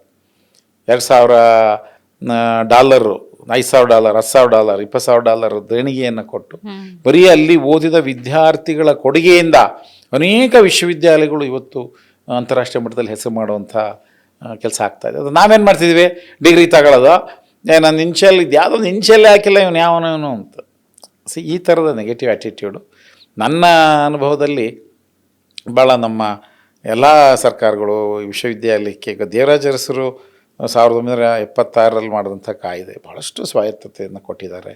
ವಿಶ್ವವಿದ್ಯಾಲಯಗಳು ಇಂಡಿಪೆಂಡೆಂಟಾಗಿ ಕೆಲಸ ಮಾಡ್ತಾ ಅವ್ರದ್ದೇ ಅಂಥ ತೀರ್ಮಾನಗಳು ಮಾಡೋವಂಥದ್ದಿದೆ. ಆಮೇಲೆ ಶೈಕ್ಷಣಿಕ ವಾತಾವರಣ, ಬಟ್ ಇತ್ತೀಚೆಗೆ ಸ್ವಲ್ಪ ಇನ್ನೂ ಕೂಡ ಉನ್ನತ ಶಿಕ್ಷಣಕ್ಕೆ ಹೆಚ್ಚು ಒತ್ತು ಕೊಡುವಂಥ ಅಗತ್ಯ ಇದೆ ಅಂತ ಅನ್ನಿಸ್ತಾ ಇದೆ. ಬಹುಶಃ ಮುಂದೆ, ಯಾಕೆಂದರೆ ನಮಗೆ ನಂಬರ್ ಆಫ್ ಸ್ಟೂಡೆಂಟ್ಸ್ ಜಾಸ್ತಿ ಆಗ್ತಾ ಹೋಗ್ತಾರೆ, ನಂಬರ್ ಆಫ್ ಕಾಲೇಜಸ್ ಜಾಸ್ತಿ ಆಗ್ತಾ ಹೋಗ್ತದೆ. ನಮ್ಮ ಡಿಸೆಂಟ್ರಲೈಸೇಷನ್ ನಾವು ಇಷ್ಟೆಲ್ಲ ಮಾತಾಡ್ತೀವಿ. ನಮ್ಮ ಕಾಲದಲ್ಲಿ ಯಾವುದೋ 1-2 ಕಾಲೇಜ್ಗೆ ಓದಕ್ಕೆ ಹೋಗ್ಬೇಕಾಗಿತ್ತು. ಆದರೆ ಇವತ್ತು ನೀವು ಹೋಬಳಿಗಳಲ್ಲಿ ಕಾಲೇಜ್ಗಳಿದ್ದಾವೆ, ತಾಲೂಕು ಹೆಡ್ ಕ್ವಾರ್ಟರ್ಗಳಲ್ಲಿ ಕಾಲೇಜ್ಗಳಿದ್ದಾವೆ, ಇಂಟೀರಿಯರ್ ಕಾಲೇಜ್ಗಳಿದ್ದಾವೆ. ಸೊ ನನ್ನ ಪ್ರಕಾರ ನಾನು ಕೊಪ್ಪಳ ವಿಶ್ವವಿದ್ಯಾಲಯದಲ್ಲಿ ಕೆಲಸ ಮಾಡೋಂಥ ಅವಕಾಶ ಒಂದು ಪುಣ್ಯ ಅದು. ಯಾಕೆಂದರೆ ಕಲ್ಯಾಣ ಕರ್ನಾಟಕ, ಜಗಜ್ಯೋತಿ ಬಸವಣ್ಣ ನಡೆದಾಡಿದಂಥ ಪವಿತ್ರವಾದ ನಾಡು ಕಲ್ಯಾಣ ಕರ್ನಾಟಕ, ಅಲ್ಲೂ ಕೆಲಸ ಮಾಡ್ತಕ್ಕಂಥ ಅವಕಾಶ ನನಗೆ ಸಿಕ್ತು. ನನಗೆ ನನ್ನ ಮುಂದಿರ್ತಕ್ಕಂಥ ದೊಡ್ಡ ಸವಾಲೇನು ಅಂದರೆ, ಅಲ್ಲಿ ಹೆಣ್ಮಕ್ಳನ್ನ ಕಾಲೇಜ್ಗಳಿಗೆ ಕರೆದುಕೊಂಡು ಬರ್ತಕ್ಕಂಥ ದೊಡ್ಡ ಸವಾಲು. ಭಾಳಷ್ಟು ಜನ ಹೆಣ್ಮಕ್ಳು ಶಾಲಾ ಕಾಲೇಜುಗಳಿಗೆ ಬರ್ತಾ ಇಲ್ಲ, ಅದು ಬಹಳ ನನಗೆ ನೋವಿತ್ತು. ಎರಡನೇದು, ಭಾಳಷ್ಟು ಮಕ್ಕಳು ಬಾಲ್ಯ ವಿವಾಹದ ಬಗ್ಗೆ ನನಗೆ ಭಾಳ ದೊಡ್ಡ ಆಶ್ಚರ್ಯ ಆಗಿತ್ತು. ನಾನು ಅಪ್ಪ ಅಮ್ಮ ಬಿಡ್ರಿ ಸರ, ಅಲ್ರಿ ಚೈಲ್ಡ್ ಮ್ಯಾರೇಜಸ್ ಎಲ್ಲ ಮಾಡಬೇಡ್ರಪ್ಪ, ಹೆಣ್ಮಕ್ಳು ಓದಿಸ್ರಿ. ಇನ್ನೂ ಕೂಡ ಆ ಮನಸ್ಥಿತಿಯನ್ನು ಬದಲಾವಣೆ ಮಾಡೋ ನೈತಿಕ ಹೊಣೆಗಾರಿಕೆ ವಿಶ್ವವಿದ್ಯಾಲಯಗಳ ಮೇಲಿದೆ. ಹಳ್ಳಿಗೆ ಹೋಗಿ ಬಾಲ್ಯ ವಿವಾಹ ಮಾಡಬೇಡಿ, ಹೆಣ್ಮಗಳಿಗೆ ಒಬ್ಬ ಹೆಣ್ಣುಮಗಳು ಇವತ್ತು ವಿದ್ಯಾವಂತೆ ಆದರೆ ಇಡೀ ಕುಟುಂಬ ಬೆಳಗುತ್ತೆ. ಅದನ್ನು ನಾವು ಹೇಳ್ತಕ್ಕಂತಹ ಮಕ್ಕಳನ್ನ ಬಿಡ್ರಿ ಸರ, ಇವು ಕಾಕ ಅದ ನೋಡ್ರಿ, ಇವ ಎಮ್ ಎ ಮಾಡ್ಯಾನ್ರಿ, ಇಲ್ಲಿ ನೋಡ್ರಿ ಎಮ್ ಎ ಮೈ ತೊಳಿತಾನ್ರಿ, ಈ ಅಮ್ಮ ಯಾಕೆ ಓದ್ಬೇಕ್ರಿ, ಈ ಥರದ ಅವರಿಗೆ ನಿರುದ್ಯೋಗದ ಒಂದು ಉದಾಹರಣೆ ಮೇಲೆ ನಮ್ಮ ಮಕ್ಳು ಯಾಕೆ ಓದ್ಬೇಕು, ಈ ಥರದ ಚಿಂತನೆಯನ್ನು ನಾವು ತೆಗಿಬೇಕಾಗ್ತದೆ. ಹಾಗಾಗಿ ಅವಕಾಶ ವಂಚಿತ ಸಮುದಾಯಗಳಿಂದ ಬಂದಿರತಕ್ಕಂಥವ್ರು, ಬೇರೆ ಬೇರೆ ಸಾಮಾಜಿಕವಾಗಿ ನೋವು ಅನುಭವಿಸ್ತಾ ಇರ್ತಕ್ಕಂಥ ಅವ್ರ ಮನವೊಲಿಸಿ ನಾವು ಮುಖ್ಯವಾಹಿನಿಗೆ ತರ್ತಕ್ಕಂಥ ಕೆಲಸಗಳನ್ನು ವಿಶ್ವವಿದ್ಯಾಲಯಗಳು ಮಾಡಬೇಕಾಗಿದೆ. ನೀವು ಅನೇಕ ವಿದ್ಯಾರ್ಥಿಗಳಿಗೆ ಸಂಶೋಧನೆಗೆ ನೀವು ಮಾರ್ಗದರ್ಶನ ಮಾಡಿದ್ದೀರಿ. ಸಂಶೋಧನೆಯ ಗುಣಮಟ್ಟ ಕುಸಿತದ ಬಗ್ಗೆ ಹೆಚ್ಚು ಚರ್ಚೆ ಆಗುತ್ತೆ. ಈವಾಗಲೇ ಹೇಳಿದ್ರಿ, ಒಂದು ಕಾಲೇಜಿತ್ತು ಎಲ್ಲರೂ ಹೋಗ್ತಿದ್ರು ಅಂತ. ಆಗಿನ ಗುಣಮಟ್ಟ, ಈಗಿನ ಶಿಕ್ಷಣದ ಗುಣಮಟ್ಟ, ಉನ್ನತ ಶಿಕ್ಷಣದ ಗುಣಮಟ್ಟ. ಇಲ್ಲ, ನಾನು 100ಕ್ಕೆ 100 ಗುಣಮಟ್ಟ ಕುಸಿದೆ ಅಂತ ಹೇಳಲ್ಲಮ್ಮ. ಏನಾಗುತ್ತೆ, ಈಗ ನಾವು ರಿಮಾರ್ಕ್ಸ್ ಪಾಸ್ ಮಾಡುವಂಥ ಸಂದರ್ಭದಲ್ಲಿ ಸ್ವೀಪಿಂಗ್ ರಿಮಾರ್ಕ್ಸ್ ಮಾಡಿಬಿಡ್ತೀವಿ. ನಮ್ಮಲ್ಲಿ ಬರುವಂಥ ಸಂಶೋಧನೆ, ನಮ್ಮಲ್ಲಿ ಬರುವಂಥ ಥೀಸಿಸ್ಗಳು, ನಮ್ಮಲ್ಲಿ ಆಗ್ತಕ್ಕಂಥ ಪ್ರಾಜೆಕ್ಟು ಎಲ್ಲವೂ ಡೈಲ್ಯೂಟ್ ಆಗಿದೆ, ಎಲ್ಲವೂ ಇನ್ಫ್ಯಾರಿಟಿ ಆಗಿದೆ, ಎಲ್ಲವೂ ಅನ್ನುವಂಥದ್ದಲ್ಲ. ಪರ್ಸೆಂಟೇಜ್ ಇರುತ್ತೆ ಅದಕ್ಕೆ. ನಿಜವಾಗ್ಲೂ ಅನೇಕ ವಿಶ್ವವಿದ್ಯಾಲಯಗಳ ಲ್ಯಾಬ್ಗಳಲ್ಲಿ ಬೇಕಾದಷ್ಟು ಜನ. ನಾನು ಬೆಂಗಳೂರು ವಿಶ್ವವಿದ್ಯಾಲಯದ ಪ್ರಾಡಕ್ಟ್. ಬೆಂಗಳೂರು ವಿಶ್ವವಿದ್ಯಾಲಯದಲ್ಲಿ ವಿಜ್ಞಾನ ವಿಷಯಗಳಲ್ಲಿ ನಡೀತಕ್ಕಂಥ ಸಂಶೋಧನೆ, ನಾವು ಸೈನ್ಸ್ ಫ್ಯಾಕಲ್ಟಿನಲ್ಲಿ ವಿ ವರ್ ನಂಬರ್ 1. ಬೆಂಗಳೂರು ವಿಶ್ವಕ್ಕೆ ನಾನು ರಿಜಿಸ್ಟ್ರಾರ್ ಆಗಿದ್ದವನು, ನಾನು ಬೆಂಗಳೂರು ವಿಶ್ವವಿದ್ಯಾಲಯದ ಮೇಸ್ಟ್ರ್ ಆಗಿದ್ದವನು. ನಮ್ಮ department of physics for example, ಸುಮ್ಮನೆ ನೋಡಿ ನೀವು, 100 ವರ್ಷಕ್ಕೂ ಹೆಚ್ಚು ಇತಿಹಾಸ ಇರ್ತಕ್ಕಂತಹ ನಮ್ಮ ಬಾಟ್ನಿ ಡಿಪಾರ್ಟ್ಮೆಂಟ್, 100 ವರ್ಷಕ್ಕೂ ಹೆಚ್ಚು ಇತಿಹಾಸ, ನಮ್ಮ zoology department, computer science department, ಈ ಥರ ಡಿಪಾರ್ಟ್ಮೆಂಟ್ಗಳು ಒಳಗಡೆ ಎಷ್ಟು ಸಂಶೋಧನೆ ಆಗುತ್ತೆ, ಎಷ್ಟು ಹುಡುಗರಿಗೆ ಅನುಕೂಲ ಆಗ್ತದೆ. ನಮ್ಮ ಪ್ಲೇಸ್ಮೆಂಟ್ ರೇಟ್ ತಗೊಂಡು ನೋಡಿ, ನಮ್ಮಲ್ಲಿರ್ತಕ್ಕಂಥವ್ರು ಎಷ್ಟು ಜನ ಇಸ್ರೋನಲ್ಲಿ ಸೈಂಟಿಸ್ಟ್ಗಳಾಗಿದ್ದಾರೆ, ಎಷ್ಟು ಜನ ಚೇರ್ಮನ್ಗಳಾಗಿದ್ದಾರೆ. ನಾವು ಗುಣಮಟ್ಟದ ಶಿಕ್ಷಣವನ್ನು ಕೊಡದೇ ಹೋಗಿದ್ರೆ ಇಷ್ಟು ಜನ ಹೆಂಗೆ ಪ್ಲೇಸ್ಮೆಂಟ್ ಆಗ್ತಿದ್ರು. ಉದಾಹರಣೆ, ಒಂದು 10% 15% ಮಾರ್ಜಿನ್ ಎಲ್ಲ ಕ್ಷೇತ್ರದಲ್ಲೂ ಇದೆ, ನಾನಿಲ್ಲ ಅಂತ ಹೇಳಲ್ಲ. ಆದರೆ 85-90% ಲಾಭ ತಗೊಂಡ್ರೂ ಮಾತಾಡಲ್ಲ, ನಾವು ಬಾಯಿ ಮುಚ್ಕೊಂಡು ಕೂತಿರ್ತೀವಿ. ಯಾವುದೋ ಒಂಚೂರು ನೆಗೆಟಿವ್ ಇರೋದು, ಇವ್ನು ಕೆಲಸನೇ ಸಿಕ್ಕಿಲ್ಲ, ಯಾಕೆ ಓದಬೇಕು, ಇವನು ಹೈಲೈಟ್ ಆಗ್ತಾ ಇದೆ. ಅದು ಅವಕಾಶ ಆಗಬಾರ್ದು. ಬಟ್ ಎಲ್ಲ ವಿಶ್ವವಿದ್ಯಾಲಯಗಳಲ್ಲೂ ಪಾಪ ತುಂಬ ಒಳ್ಳೆ ರಿಸರ್ಚ್ ಆಗ್ತಾ ಇದೆ, ಸಂಶೋಧನೆ ಆಗ್ತಾ ಇದೆ. ಸ್ವಲ್ಪ ಕಳಪೆ, 100ಕ್ಕೆ 100 ಕಳಪೆ ಗುಣಮಟ್ಟ ನಾನು ಒಪ್ಪೋದಿಲ್ಲ. ಈಗಿನ ವಿದ್ಯಾರ್ಥಿಗಳ ಕಲಿಕಾ ಆಸಕ್ತಿ ಬಗ್ಗೆ ಏನನ್ಸುತ್ತೆ? ಇವತ್ತಿನ ವಿದ್ಯಾರ್ಥಿಗೆ ಏನಾಗಿದೆ ಅಂದರೆ ಅವ್ರದ್ದೇ ಆದಂಥ ಸವಾಲು ಅವ್ರ ಮುಂದಿದೆ. ನಮ್ಮಲ್ಲಿದ್ದಂಥ ವಾತಾವರಣನೇ ಬೇರೆ. ಇವತ್ತು ಈಗ ಅವ್ರಿಗೆ ತಂತ್ರಜ್ಞಾನ ತುಂಬ ಹತ್ತಿರ ಇದ್ದಾರೆ, ಎಲ್ಲರ ಹತ್ರ ಮೊಬೈಲ್ಗಳಿದ್ದಾವೆ. ಭಾಳ ಸಂದರ್ಭ ಇವತ್ತಿನ ಯುವ ಪೀಳಿಗೆ, ನನ್ನ ಆತಂಕ ಏನು ಅಂದರೆ, ನಾನೊಬ್ಬ ಮೇಷ್ಟ್ರಾಗಿ ನನ್ನ ಆತಂಕ ಏನು ಅಂದರೆ, ತಂತ್ರಜ್ಞಾನನೇ ಎಲ್ಲ ಮಾಡ್ತದೆ, ನಾನು ಯಾಕೆ ಜ್ಞಾನಾರ್ಜನೆ ಮಾಡ್ಕೋಬೇಕು ಅನ್ನೋ ತಪ್ಪು ಸಂದೇಶ ಹೋಗ್ತಾ ಇದೆ. ಅದ್ರ ಬಗ್ಗೆ ಭಾಳ ಎಚ್ಚರಿಕೆಯಿಂದ ಗಮನಿಸ್ಬೇಕಲ್ಲ. ನಾನು ಆ್ಯಸ್ ಎ ಕಮ್ಯುನಿಕೇಷನ್ ಮೇಷ್ಟ್ರು ಎಲ್ಲ ಹಂತದಲ್ಲೂ ನಾನು ಹೇಳ್ತೀನಿ, ನೋಡಿ, ತಂತ್ರಜ್ಞಾನದ ವೈಭವೀಕರಣ ಬೇಡ. ಇವತ್ತಿನ ಜನ್ರೇಷನ್ ಏನು ಸರ್, ವೈ ಶುಡ್ ವಿ, ನಾನು ಕ್ಲಾಸಲ್ಲಿ ಪಾಠ ಮಾಡೋಕೆ ಅವ್ರು ಕೇಳ್ತಾರೆ. ನಾನು ನಾರ್ಮಲಿ ಕುಲಪತಿ ಆದಮೇಲೂ ಕೂಡ ಕೆಲವು ಕ್ಲಾಸ್ಗಳಿಗೆ ಹೋಗ್ಬಿಡ್ತೀನಿ, ನಮ್ಮ ಜರ್ನಲಿಸಮ್ ಕ್ಲಾಸು ಇಂಥವಕ್ಕೆ ಮಕ್ಕಳಿದ್ದಾಗ ಪಾಠ ಮಾಡೋಕ್ಕೆ ಹೋಗ್ಬಿಡ್ತೀನಿ. ಆ ಮಕ್ಕಳು ಕೇಳ್ತಾ ಇದ್ದಾರೆ, ಸರ್ ಈಗ ಆರ್ಟಿಫಿಷಿಯಲ್ ಇಂಟೆಲಿಜೆನ್ಸ್ ಬಂದಿದೆ, ತಾವು ಇದನ್ನೆಲ್ಲ ತಿಳ್ಕೊಳ್ಳಿ ಅಂತೀರಿ, ಯಾಕೆ ತಿಳ್ಕೊಬೇಕು ನಾನು, ಆರ್ಟಿಫಿಷಿಯಲ್ ಇಂಟೆಲಿಜೆನ್ಸ್ ನನಗೆ ಹೇಳುದು ಬಿಡಿ ಅಂತ. ನೋಡ್ರಪ್ಪ, ಆರ್ಟಿಫಿಷಿಯಲ್ ಇಂಟೆಲಿಜೆನ್ಸು, ತಂತ್ರಜ್ಞಾನ ಕಾಲಕ್ಕೆ ತಕ್ಕ ಹಾಗೆ ನಮ್ಮ ಅನುಕೂಲತೆಗೆ ಇರ್ತಕ್ಕಂಥ ತಂತ್ರಜ್ಞಾನ. ಆರ್ಟಿಫಿಷಿಯಲ್ ಇಂಟೆಲಿಜೆನ್ಸ್, ಕೃತಕ ಬುದ್ಧಿಮತ್ತೆಯನ್ನು ನಾವೇನು ಕರಿತೀವಿ, ಅದು ಮನುಷ್ಯನ ಮಿದುಳಿಗೆ ಸರಿಸಮಾನವಾದದ್ದಲ್ಲ. ಮನುಷ್ಯನ ಮಿದುಳಿನ ಆದೇಶಗಳನ್ನು ಪರಿಪಾಲಿಸೋದಷ್ಟೇ ತಂತ್ರಜ್ಞಾನ. It is under your control. ಉದಾಹರಣೆಗೆ ಆರ್ಟಿಫಿಷಿಯಲ್ ಇಂಟೆಲಿಜೆನ್ಸಿಗೆ ನಂದು ಹೆಸರು ಕೇಳಮ್ಮ, BK ರವಿ ಅಂತ ಹೊಡೀರಿ ನೀವು, ಒಂದು 10,000 ಫೋಟೋ ಬರ್ತಾವೆ ನಿಮಗೆ. ಯಾರು ನಿಜವಾದ BK ರವಿ, ಯಾರು ಹೆಂಗ್ ಹುಡುಕ್ತೀರಿ? ಹೌದು, ತಮಿಳ್ನಾಡಿಂದ ಒಬ್ಬರದ್ದು ಬರುತ್ತೆ, ನಾನೇ ನೋಡಿದ್ರ BK ರವಿ ಅಂತ ಹೊಡೀರಿ, ನೀವು ಕೇಳುತ್ತಿರುವ BK ರವಿ ನೀವ್ ಹೆಂಗ್ ಹುಡುಕ್ತೀರಿ? ನಾನು ಈಗ ಶಾಸಕಾಂಗ ವರದಿ ಮಾಡುವಂಥ ಸಂದರ್ಭದಲ್ಲಿ ನಮ್ಮ ಮಾಧ್ಯಮದ ನೀವು ಮಾಧ್ಯಮ ಓದಿರೋರು, ಶಾಸಕಾಂಗ ಸಭೆಯನ್ನು, ವಿಧಾನ ಪರಿಷತ್ನ ವರದಿ ಮಾಡಬೇಕಾದ್ರೆ ನೀವು ಹೇಗೆ ತಯಾರಿ ಮಾಡಬೇಕು, ಮಾನ್ಯ ಶಾಸಕರ ಹೆಸರು, ಅವ್ರ ಇನ್ಷಿಯಲ್ಲು, ಅವ್ರ ಇತಿಹಾಸ, ಎಲ್ಲಿಂದ ಎಲ್ಲೋ 224 ಜನದ್ದು ನೀವು ಬಾಯಲ್ಲಿ ಇರಬೇಕು ಅಂತ ನಾನು ಪಾಠ ಮಾಡಿದಾಗ, ಸರ್ ಯಾಕೆ ಸರ್ 224 ಜನ ನಾನು ಯಾಕೆ ಇಟ್ಕೋಬೇಕು ಸರ್, ನಮ್ಮ ತಂತ್ರಜ್ಞಾನ ಕೊಡುತ್ತೆ ಸರ್ ಅನ್ನೋ ಮಾತು ಇದು ತಪ್ಪು ತಂತ್ರಜ್ಞಾನದ ವೈಭವೀಕರಣ.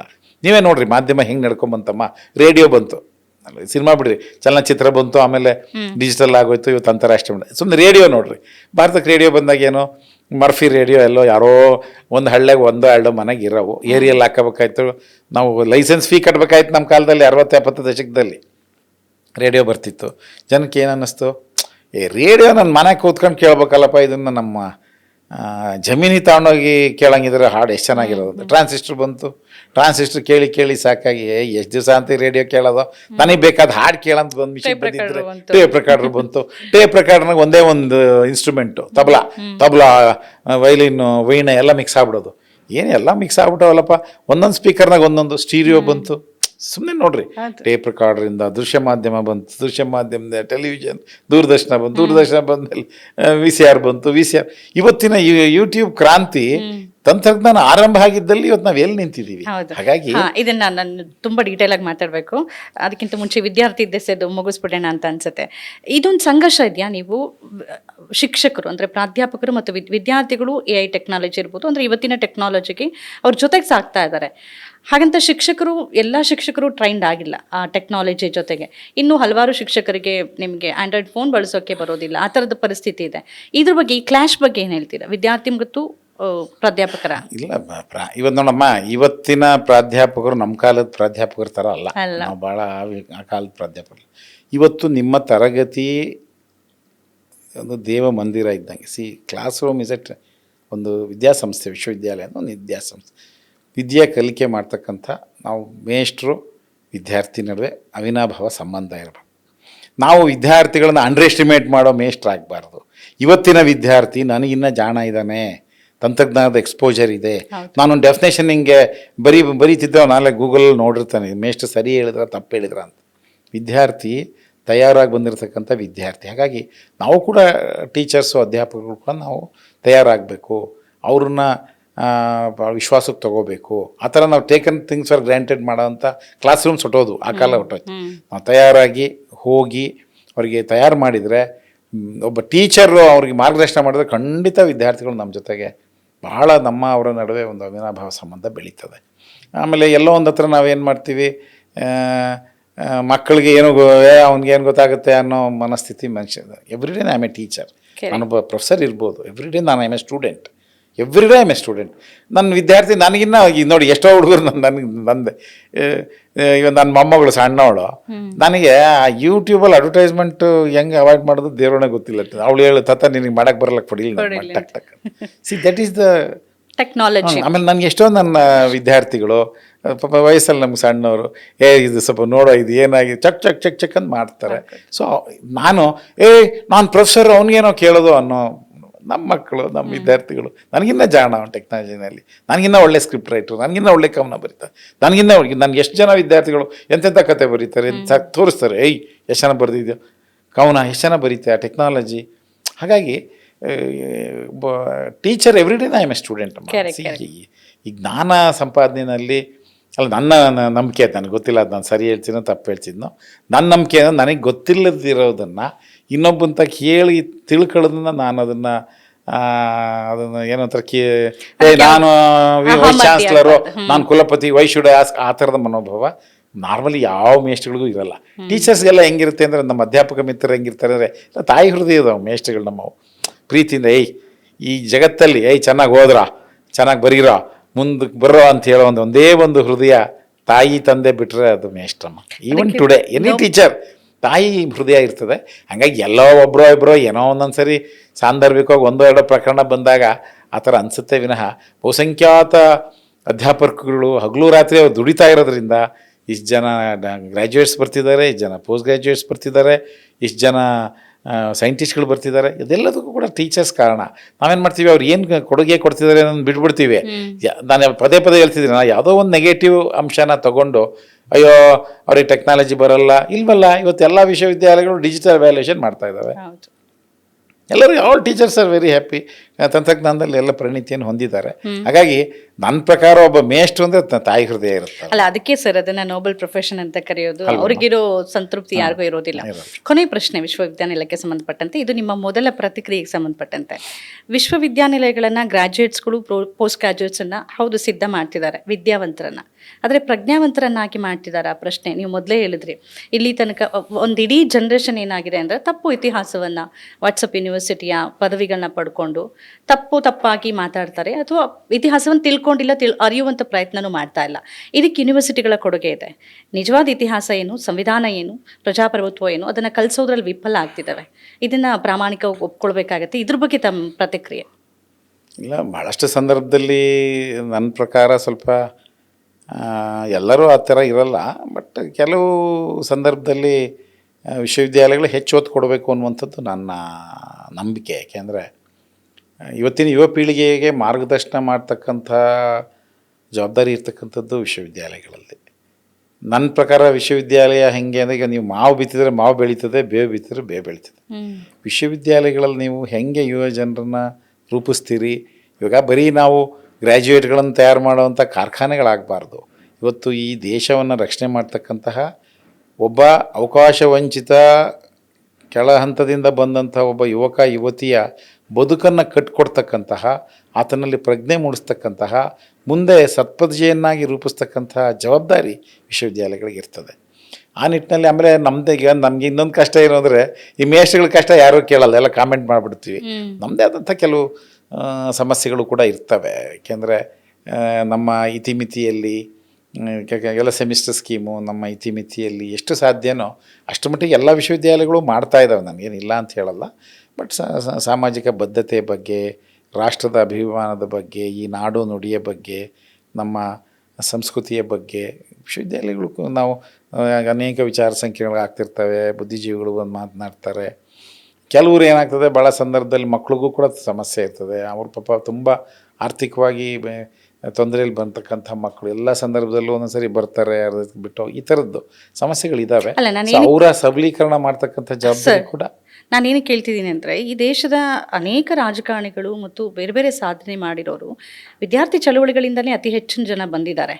ಆದರೆ ಯಾವಾಗಲೂ ಒಂದು ಸಂಘರ್ಷ ಇತ್ತು, ಸಂಘರ್ಷ ಇರಲಿಲ್ಲ ಅಂತಲ್ಲ, ಅದು ಬೇರೆ ರೀತಿಯೇ ಆಗಿರ್ತಿತ್ತು. ಆದರೆ ಇವತ್ತಿನ ಸಂಘರ್ಷ ಆ ಥರದ್ದಲ್ಲ, ಒಂದು ಕಪೋಲ ಕಲ್ಪಿತ ಸುಳ್ಳು ನಿರೂಪಣೆ. ನನ್ನ ಪ್ರಕಾರ ಅದಕ್ಕೆ ನಾನು ಮಕ್ಕಳ ಬಗ್ಗೆ, ಯುವ ಪೀಳಿಗೆ ಬಗ್ಗೆ ಯಾಕೆ ಪದೇ ಪದೇ ಮಾತನ್ನು ಹೇಳ್ತೀನಿ ಅಂದರೆ, ತಂತ್ರಜ್ಞಾನದ ಸ್ಕ್ರೀನ್ ಒಳಗೆ ನಾನು ಹೋಗಿ ಹುದುಗಿ ಕುಳಿತು ಬಿಟ್ಟರೆ ಬೇರೆ ಜಗತ್ತೇ ನಿಮಗೆ ಕಾಣಲ್ಲ. ಆದ್ದರಿಂದ ಯಾವ ತಂತ್ರಜ್ಞಾನವನ್ನು ಎಲ್ಲಿ, ಹೇಗೆ, ಯಾವಾಗ, ಎಷ್ಟು ಜಾಣತನದಿಂದ ಬಳಸುತ್ತೀರಿ ಎನ್ನುವುದು ನಿಮ್ಮ ಮುಂದಿನ ಯಶಸ್ಸನ್ನು ನಿರ್ಧರಿಸುತ್ತೆ ಅಂತ ಪದೇ ಪದೇ ಹೇಳ್ತೀನಿ. ಬರೀ ನೀವು ಮೊಬೈಲು, ಮೆಸೇಜು, ಈ ಹಾಡು ಕಿವಿಗೇನ ಹಾಕೊಂಡು ಕೇಳ್ಕೊಂಡು ಇಡೀ ಟೈಮ್ ಕಳೆದು ಬಿಟ್ರೆ ನೀವು ಜ್ಞಾನಾರ್ಜನೆ ಆಗಬೇಕು. ಜಗತ್ತು ಏನು ನಡೀತಾ ಇದೆ ಅಂತ ತಿಳ್ಕೊಬೇಕು.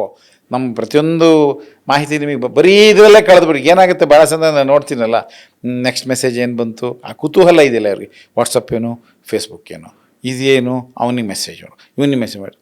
ನಮ್ಮ ದೇಶದಲ್ಲಿ ನಾವು ಬಳಸೋಷ್ಟು ಮೊಬೈಲ್ ಜಗತ್ತಿನ ಯಾವ ದೇಶನೂ ಬಳಸಲ್ಲ. ಭಾರತೀಯರು ಮಾತನಾಡುವಷ್ಟು ಮೊಬೈಲಲ್ಲಿ ಸ್ಪೀಕ್ ಇಂಡಿಯಾ ಸ್ಪೀಕ್ ಅಂತ, ಹಲೋ ಯಾರು, ಎಲ್ಲದಿಯಾ, 5 ನಿಮಿಷಕ್ಕೆ ಬರ್ತೀನಪ್ಪ ಅಂತ ನಾನು 5 ಗಂಟೆ ಆದರೂ ಬಂದಿರಲ್ಲ. ಯಾವುದಕ್ಕೆ ನಾವು ಈಗ ನೀವೇ ಯೋಚನೆ ಮಾಡಿ, ನಿಮಗೆ ಬರೋ ಮೆಸೇಜ್ಗಳು ನಿಜವಾಗ್ಲೂ ಯೂಸ್ಫುಲ್ ಮೆಸೇಜಸ್ ಎಷ್ಟು, ಅನ್ನೆಸೆಸರಿ ಮೆಸೇಜಸ್ ಎಷ್ಟು ಟೈಮ್ ಹೋಗ್ತಾ ಇದೆ, ನಿಮ್ಮ ಕಾಲ್ಸು, ರಿಯಲ್ ಕಾಲ್ಸ್ ಎಷ್ಟು. ಇದನ್ನು ನಾವು ಆತ್ಮವಿಮರ್ಶೆ ಮಾಡ್ಕೋಬೇಕೆಲ್ಲ. ಒಂದು ಹತ್ರ ತಂತ್ರಜ್ಞಾನ ಬೇಕು, ತಂತ್ರಜ್ಞಾನವನ್ನು ಅರ್ಥಪೂರ್ಣವಾಗಿ ಬಳಸ್ಕೋಬೇಕು, ತಂತ್ರಜ್ಞಾನದಿಂದ ಅಭಿವೃದ್ಧಿ ಸಾಧಿಸಬೇಕು, ಮಾಹಿತಿ ಕೊಡುತ್ತೆ, ಜ್ಞಾನ ಕೊಡುತ್ತೆ. ಭಾಳ ಈಗ ನಾವೊಂದು ನಮ್ಮ ಕಾಲದಲ್ಲಿ PhD ಮಾಡೋಕೆ ಅಂದರೆ ತಿಂಗಳುಗಟ್ಟಲೆ ಲೈಬ್ರರಿನಲ್ಲಿ ಕುತ್ಕೊಂಡು ಹುಡುಕಿ ಬರೀತಿದ್ವಿ. ಆದರೆ ಇವತ್ತು ಎಲ್ಲ ನೋಡಿ, ನೀವು ಎಷ್ಟು ಅದೃಷ್ಟವಂತರು. ತಂತ್ರಜ್ಞಾನ ಎಲ್ಲ ನಿಮ್ಗೆ ತಂದು ಮುಂದೆ ನಿಮ್ಗೆ ಇಡುತ್ತೆ, ಭಾಳ ಸುಲಭ ಇದೆ. ಆದರೆ ಅದನ್ನು ಅರ್ಥಪೂರ್ಣವಾಗಿ ಬಳಸ್ಕೊಳ್ಳೋದು ಜಾಣ್ಮೆ ನಿಮ್ಮಲ್ಲಿದೆ. ನೀವು ಕೂಡ ಜ್ಞಾಪಕ ಇಟ್ಕೊಂಡು, ಆಯ್ತಪ್ಪ ಈಗ ಮೊಬೈಲೇ ಇಟ್ಕೊಂಡು ನಾನೆಲ್ಲ ಮೊಬೈಲ್ನಾಗೆ ತಾತೀನಿ, ರಮಾನದ ಕೆಳ ಬಿದ್ದೋಯ್ತು, ಬ್ಯಾಟ್ರಿ ಆಯ್ತು, ಅಲ್ಲಿ ಎಲ್ಲ ಚಾರ್ಜ್ ಮಾಡ್ಕೊಂಡು ಹೆಂಗೆ ಮಾಡ್ತೀರಾ? ಸ್ವಲ್ಪ ಬ್ರೈನ್ನಾಗಿದ್ದರೆ ಚಕ್ ಅಂತ ವರ್ಕ್ ಆಗುತ್ತೆ. ಟೆಕ್ನಾಲಜಿ ಓದೋ ಹವ್ಯಾಸವನ್ನು ಕಡಿಮೆ ಮಾಡಿದೆ. ಖಂಡಿತ ಓದೋ ಹವ್ಯಾಸನ ಕಮ್ಮಿ ಹೋಗ್ಬಿಡ್ತೀಮ್ಮ. ಅಯ್ಯೋ ಇದು ಭಾಳ ಅಪಾಯಕಾರಿ. ಇದು ಯಾರು ನಾವು ಗಂಭೀರವಾಗಿ ನನಗೆ ಭಾಳ ಆಶ್ಚರ್ಯ. ತಂತ್ರಜ್ಞಾನದ ಭರಾಟೆಯಲ್ಲಿ ನಾವು ಯಾರ್ಯಾರು ಏನೇನು ಮಾಡ್ತಿದ್ದೀವಿ ಅನ್ನೋದೇ ನಮಗೆ ಕುವೆಂಪುನ ಗೊತ್ತಿಲ್ಲ, ಕಾರಂತರು ಗೊತ್ತಿಲ್ಲ. ಅಲ್ಲ, ಓದುವ ಹವ್ಯಾಸ. ಈಗ ನಾನು ದಿನಪತ್ರಿಕೆಯನ್ನು ತಗೊಂಡ ಸಂದರ್ಭದಲ್ಲಿ ನಮ್ಮ ಕಾಲದಲ್ಲಿ ಹೆಂಗಿತ್ತು ಅಂದರೆ, ಒಂದು ಸುಧಾ ಸೋಮವಾರ ಬೆಳಿಗ್ಗೆ 6:30-7 ಗಂಟೆಗೆ ಬಂದು ದಡ ಬಿತ್ತು ಅಂದರೆ 8:09ಕ್ಕೆ ಎಡಿಟೆಡ್ ಆ್ಯಂಡ್ ಪಬ್ಲಿಷ್ ಬೈ ಅವರು ಓದ್ಬಿಡ್ಬಿಡ್ತೀವಿ. ಅಷ್ಟು ಫಾಸ್ಟ್ ಚಕೆ ಓದ್ಬಿಡ್ತೀವಿ. ಓದುವ ಹವ್ಯಾಸ ಏನಾಗ್ತಾ ಇದೆ, ಎಲ್ಲಿ ಹೋಗ್ತಿದ್ದೀವಿ ನಾವು? ಬರೆಯುವ ಹವ್ಯಾಸ ಏನಾಗ್ತಾ ಇದೆ? ನನ್ನ ಕಷ್ಟ ಏನು ಅಂದರೆ, ಭಾಷೆ ಉದಾಹರಣೆಗೆ TWO2 ಅಂದ್ರೇನು, TO2 ಅಂದ್ರೇನು, ನ್ಯೂಮರಿಕಲ್ 2 ಅಂದ್ರೇನು, ಯಾವುದನ್ನು ಬರೀತೀರಿ ನೀವು? ತಂತ್ರಜ್ಞಾನ ಇದೆ ನಿಜ, ಹಾಗಂತ ನೀವು ಇಡೀ ಭಾಷೆ ಸ್ವರೂಪವನ್ನೇ ನಾನು ನಾಶ ಮಾಡೋ ಅಧಿಕಾರ ನನಗಿದೆಯಾ? ನಾನು ಕ್ರಿಟಿಕಲಾಗಿ ಮಾತಾಡಿದ್ರೆ ಭಾಳ ಜನಕ್ಕೆ ಸಿಟ್ಟು ಬರುತ್ತೆ. ಆದರೆ ನಾನು ಭಾಳ ಸತ್ಯ ಹೇಳ್ತಿದ್ದೀನಿ, ಯಾವುದೇ ಭಾಷೆಯ ಸ್ವರೂಪವನ್ನು ನಾಶ ಮಾಡೋ ಅಧಿಕಾರ ನನಗಿಲ್ಲ. ಯಾವ್ಯಾವ ಪದಗಳನ್ನು ಎಲ್ಲಿ ಅರ್ಥಪೂರ್ಣವಾಗಿ ನಿಮ್ಮ ಅನುಕೂಲಕ್ಕೆ TO2 ಬರೆಯೋತ ನ್ಯೂಮರಿಕಲ್ 2 ಹೊಡೆದು ಬಿಡ್ತೀರ, 2 ಅಕ್ಷರ ಹೊಡೆಯೋಕ್ಕಾಗಲ್ವಾ? 2 ಹೊಡೆದು ಬಿಟ್ಬಿಡ್ತೀರ, ಮುಂದೆ ಏನಾಗುತ್ತದು? ಈ ಸಮಸ್ಯೆ ಇದೆ. ಹಾಗಾಗಿ ಭಾಷೆ ಸ್ವರೂಪವನ್ನು ನಾಶ ಮಾಡುವ ಅಥವಾ ಇವ ನಮ್ಮ ಮೇಲೆ ನೈತಿಕ ಹೊಣೆಗಾರಿಕೆ ಏನಿದೆ, ಕನ್ನಡ ಭಾಷೆಯನ್ನು ನಾವು ಸಮೃದ್ಧಗೊಳಿಸಬೇಕು, ಬೆಳೆಸಬೇಕು, ಸಾಹಿತ್ಯ ಓದಬೇಕು, ಬೇರೆ ಬೇರೆ ವಿಷಯಗಳನ್ನು ಕನ್ನಡದಲ್ಲಿ ಓದಬೇಕು, ಜ್ಞಾನಾರ್ಜನೆ ಮಾಡಬೇಕು. ನೀವು ಬರೀಬೇಕು. ಇವತ್ತಿನ ಯುವ ಪೀಳಿಗೆ ನೀವು ಯಾವುದ್ರಲ್ಲಿ ಪರಿಣಿತಿ ಹೊಂದಿರ್ತೀರಿ? ಯಾರು ಓದೋದು ಬರೆಯೋದು ಇಲ್ಲವೇ ಇಲ್ಲ. ಇವನ್ನ ನಮ್ಮ ಡಾಕ್ಟ್ರುಗಳಿಗೆಲ್ಲ ನಾನು ಹೇಳ್ತೀನಿ, ದಯಮಾಡಿ ನೀವು ಬರೀಬೇಕು ಸ್ವಾಮಿ. ವೈದ್ಯಕೀಯ ಸಾಹಿತ್ಯ ಸ್ಟ್ರಾಂಗ್ ಆಗಬೇಕು, ಮಹಿಳಾ ಸಾಹಿತ್ಯ ಸ್ಟ್ರಾಂಗ್ ಆಗಬೇಕು. ಮಕ್ಕಳ ಸಾಹಿತ್ಯ ಎಲ್ಲೋಗಿದೆ ಮ್ಯಾಮಿತ್ತು? ಮಕ್ಕಳ ಸಾಹಿತ್ಯ ಮಕ್ಕಳಿಗೆ ಏನು ಕೊಡ್ತಾ ಇದ್ದೀವಿ ನಾವು ಮೀಡಿಯಾ ಮೂಲಕ?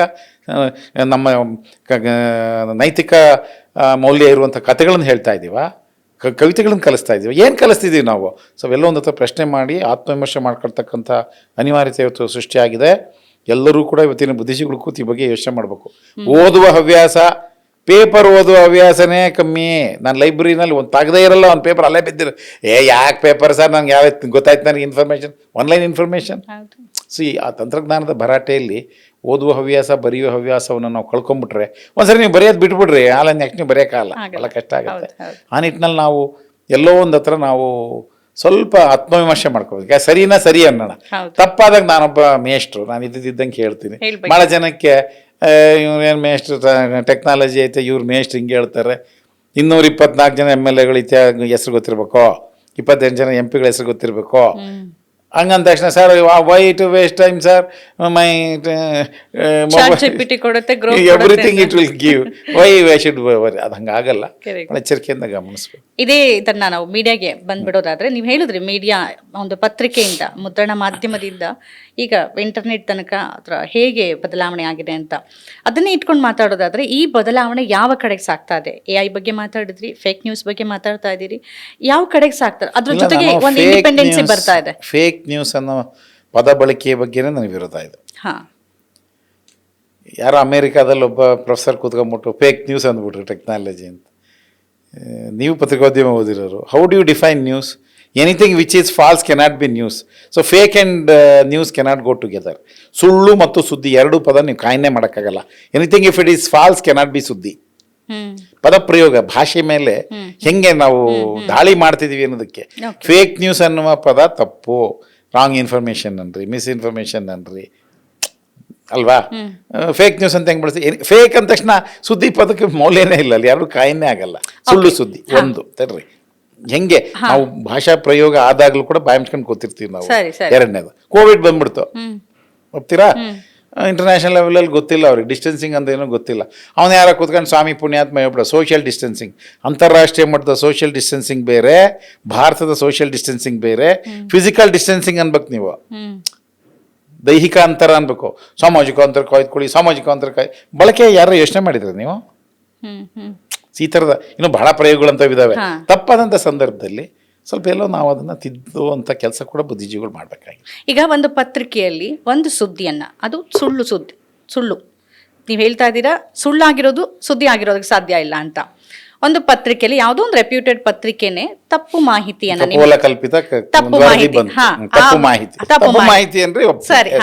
ತಪ್ಪು ಮಾಹಿತಿಯನ್ನ ಮುದ್ರಣ ಮಾಡಿದ್ರೆ ಅದಕ್ಕೆ ಏನಂತ ಕರಿಬೇಕು? ತಪ್ಪು ಮಾಹಿತಿ ಅಂತ ಕರಿಬೇಕು, ಯಾಕೆಂದ್ರೆ ಅದು ಸುದ್ದಿಯಾಗಿ ಪ್ರಕಟ ಆಗಿರುತ್ತೆ. ಅದು ಸುದ್ದಿನೇ ಅಲ್ಲ, ಅದು ತಪ್ಪು ಮಾಹಿತಿನೇ. ಅದು ಸುಳ್ಳು ಅಂತ ಬಂದ ತಕ್ಷಣ ನೀವು ಬಳಕೆ ಸುದ್ದಿ ಅಲ್ಲಮ್ಮ, ಅದು it cannot be news. If it is false it cannot be news. News ಅಂದರೆ ಅದಕ್ಕೆ ಸತ್ಯಾಸತ್ಯತೆ. Facts are secret but comment is free. It should be a fact. Anything which is a fact will be a news. Anything which is truth will be news. If it is false, it cannot be news. ಅದು ಕಪೋಲ ಕಲ್ಪಿತ ವರದಿ, ತಪ್ಪು ವರದಿ, ಕಲ್ಪನಾ ಲೋಕದಲ್ಲಿ ವಿಹರಿಸ್ತಿರೋ ವರದಿ ಅದು.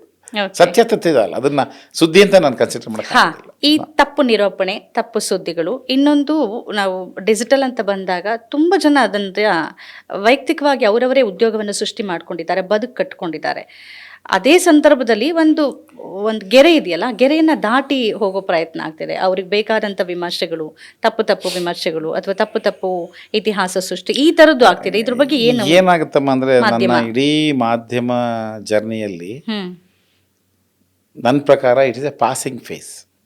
ಹೊಸ ತಂತ್ರಜ್ಞಾನ ಬಂದಾಗ, ಹೊಸ ಅವಕಾಶಗಳು ಸೃಷ್ಟಿಯಾದಾಗ ಎಲ್ಲ ಸಂದರ್ಭಗಳಲ್ಲೂ ಕೂಡ ಈ ಥರದ ಪ್ರಕಾರಗಳು ಆಗ್ತಾನೆ ಬರ್ತವೆ. ನಾನು ಅದನ್ನು it's an era of experimentation ಅಂತ ಕರಿತೀನಿ. ಟೆಲಿವಿಷನ್ ಈ ರಾಷ್ಟ್ರದಲ್ಲಿ ತನಗೆ ತಾನೇ ಸ್ವತಂತ್ರ ಆದಂಥ ಇತಿಹಾಸವನ್ನು ನಾವು ನೋಡ್ತೇವೆ. ಟೆಲಿವಿಷನಲ್ಲಿ ಏನು ಬರಬೇಕು, ಬಿಗಿನಿಂಗ್ ಸಿನಿಮಾ ಬಂದ ತಕ್ಷಣ ಅಬ್ಬಬ್ಬಬ್ಬಬ್ಬ ಸಿನಿಮಾ, ಮನೋರಂಜನೆ ಜೋರು ಬರಬೇಕು. ಮನೋರಂಜನೆಯಲ್ಲಿ ಯಾವ ಥರ ಕಾರ್ಯಕ್ರಮ ಬರಬೇಕು, ಹಾಸ್ಯ ಬರಬೇಕು, ಇದು ಬರಬೇಕು, ಈ ಥರದ್ದು ನೋಡಿ ರೀಮಾಡಿಫೈ ಆಗ್ತಾನೆ ಬರ್ತಾ ಇದೆ. So it's era of experimentation. ಅದೊಂದು ತಪ್ಪು ಅಂತಲೂ ಹೇಳೋಕ್ಕಾಗಲ್ಲ. ಇದು ಪಾಸಿಂಗ್ ಫೇಸ್.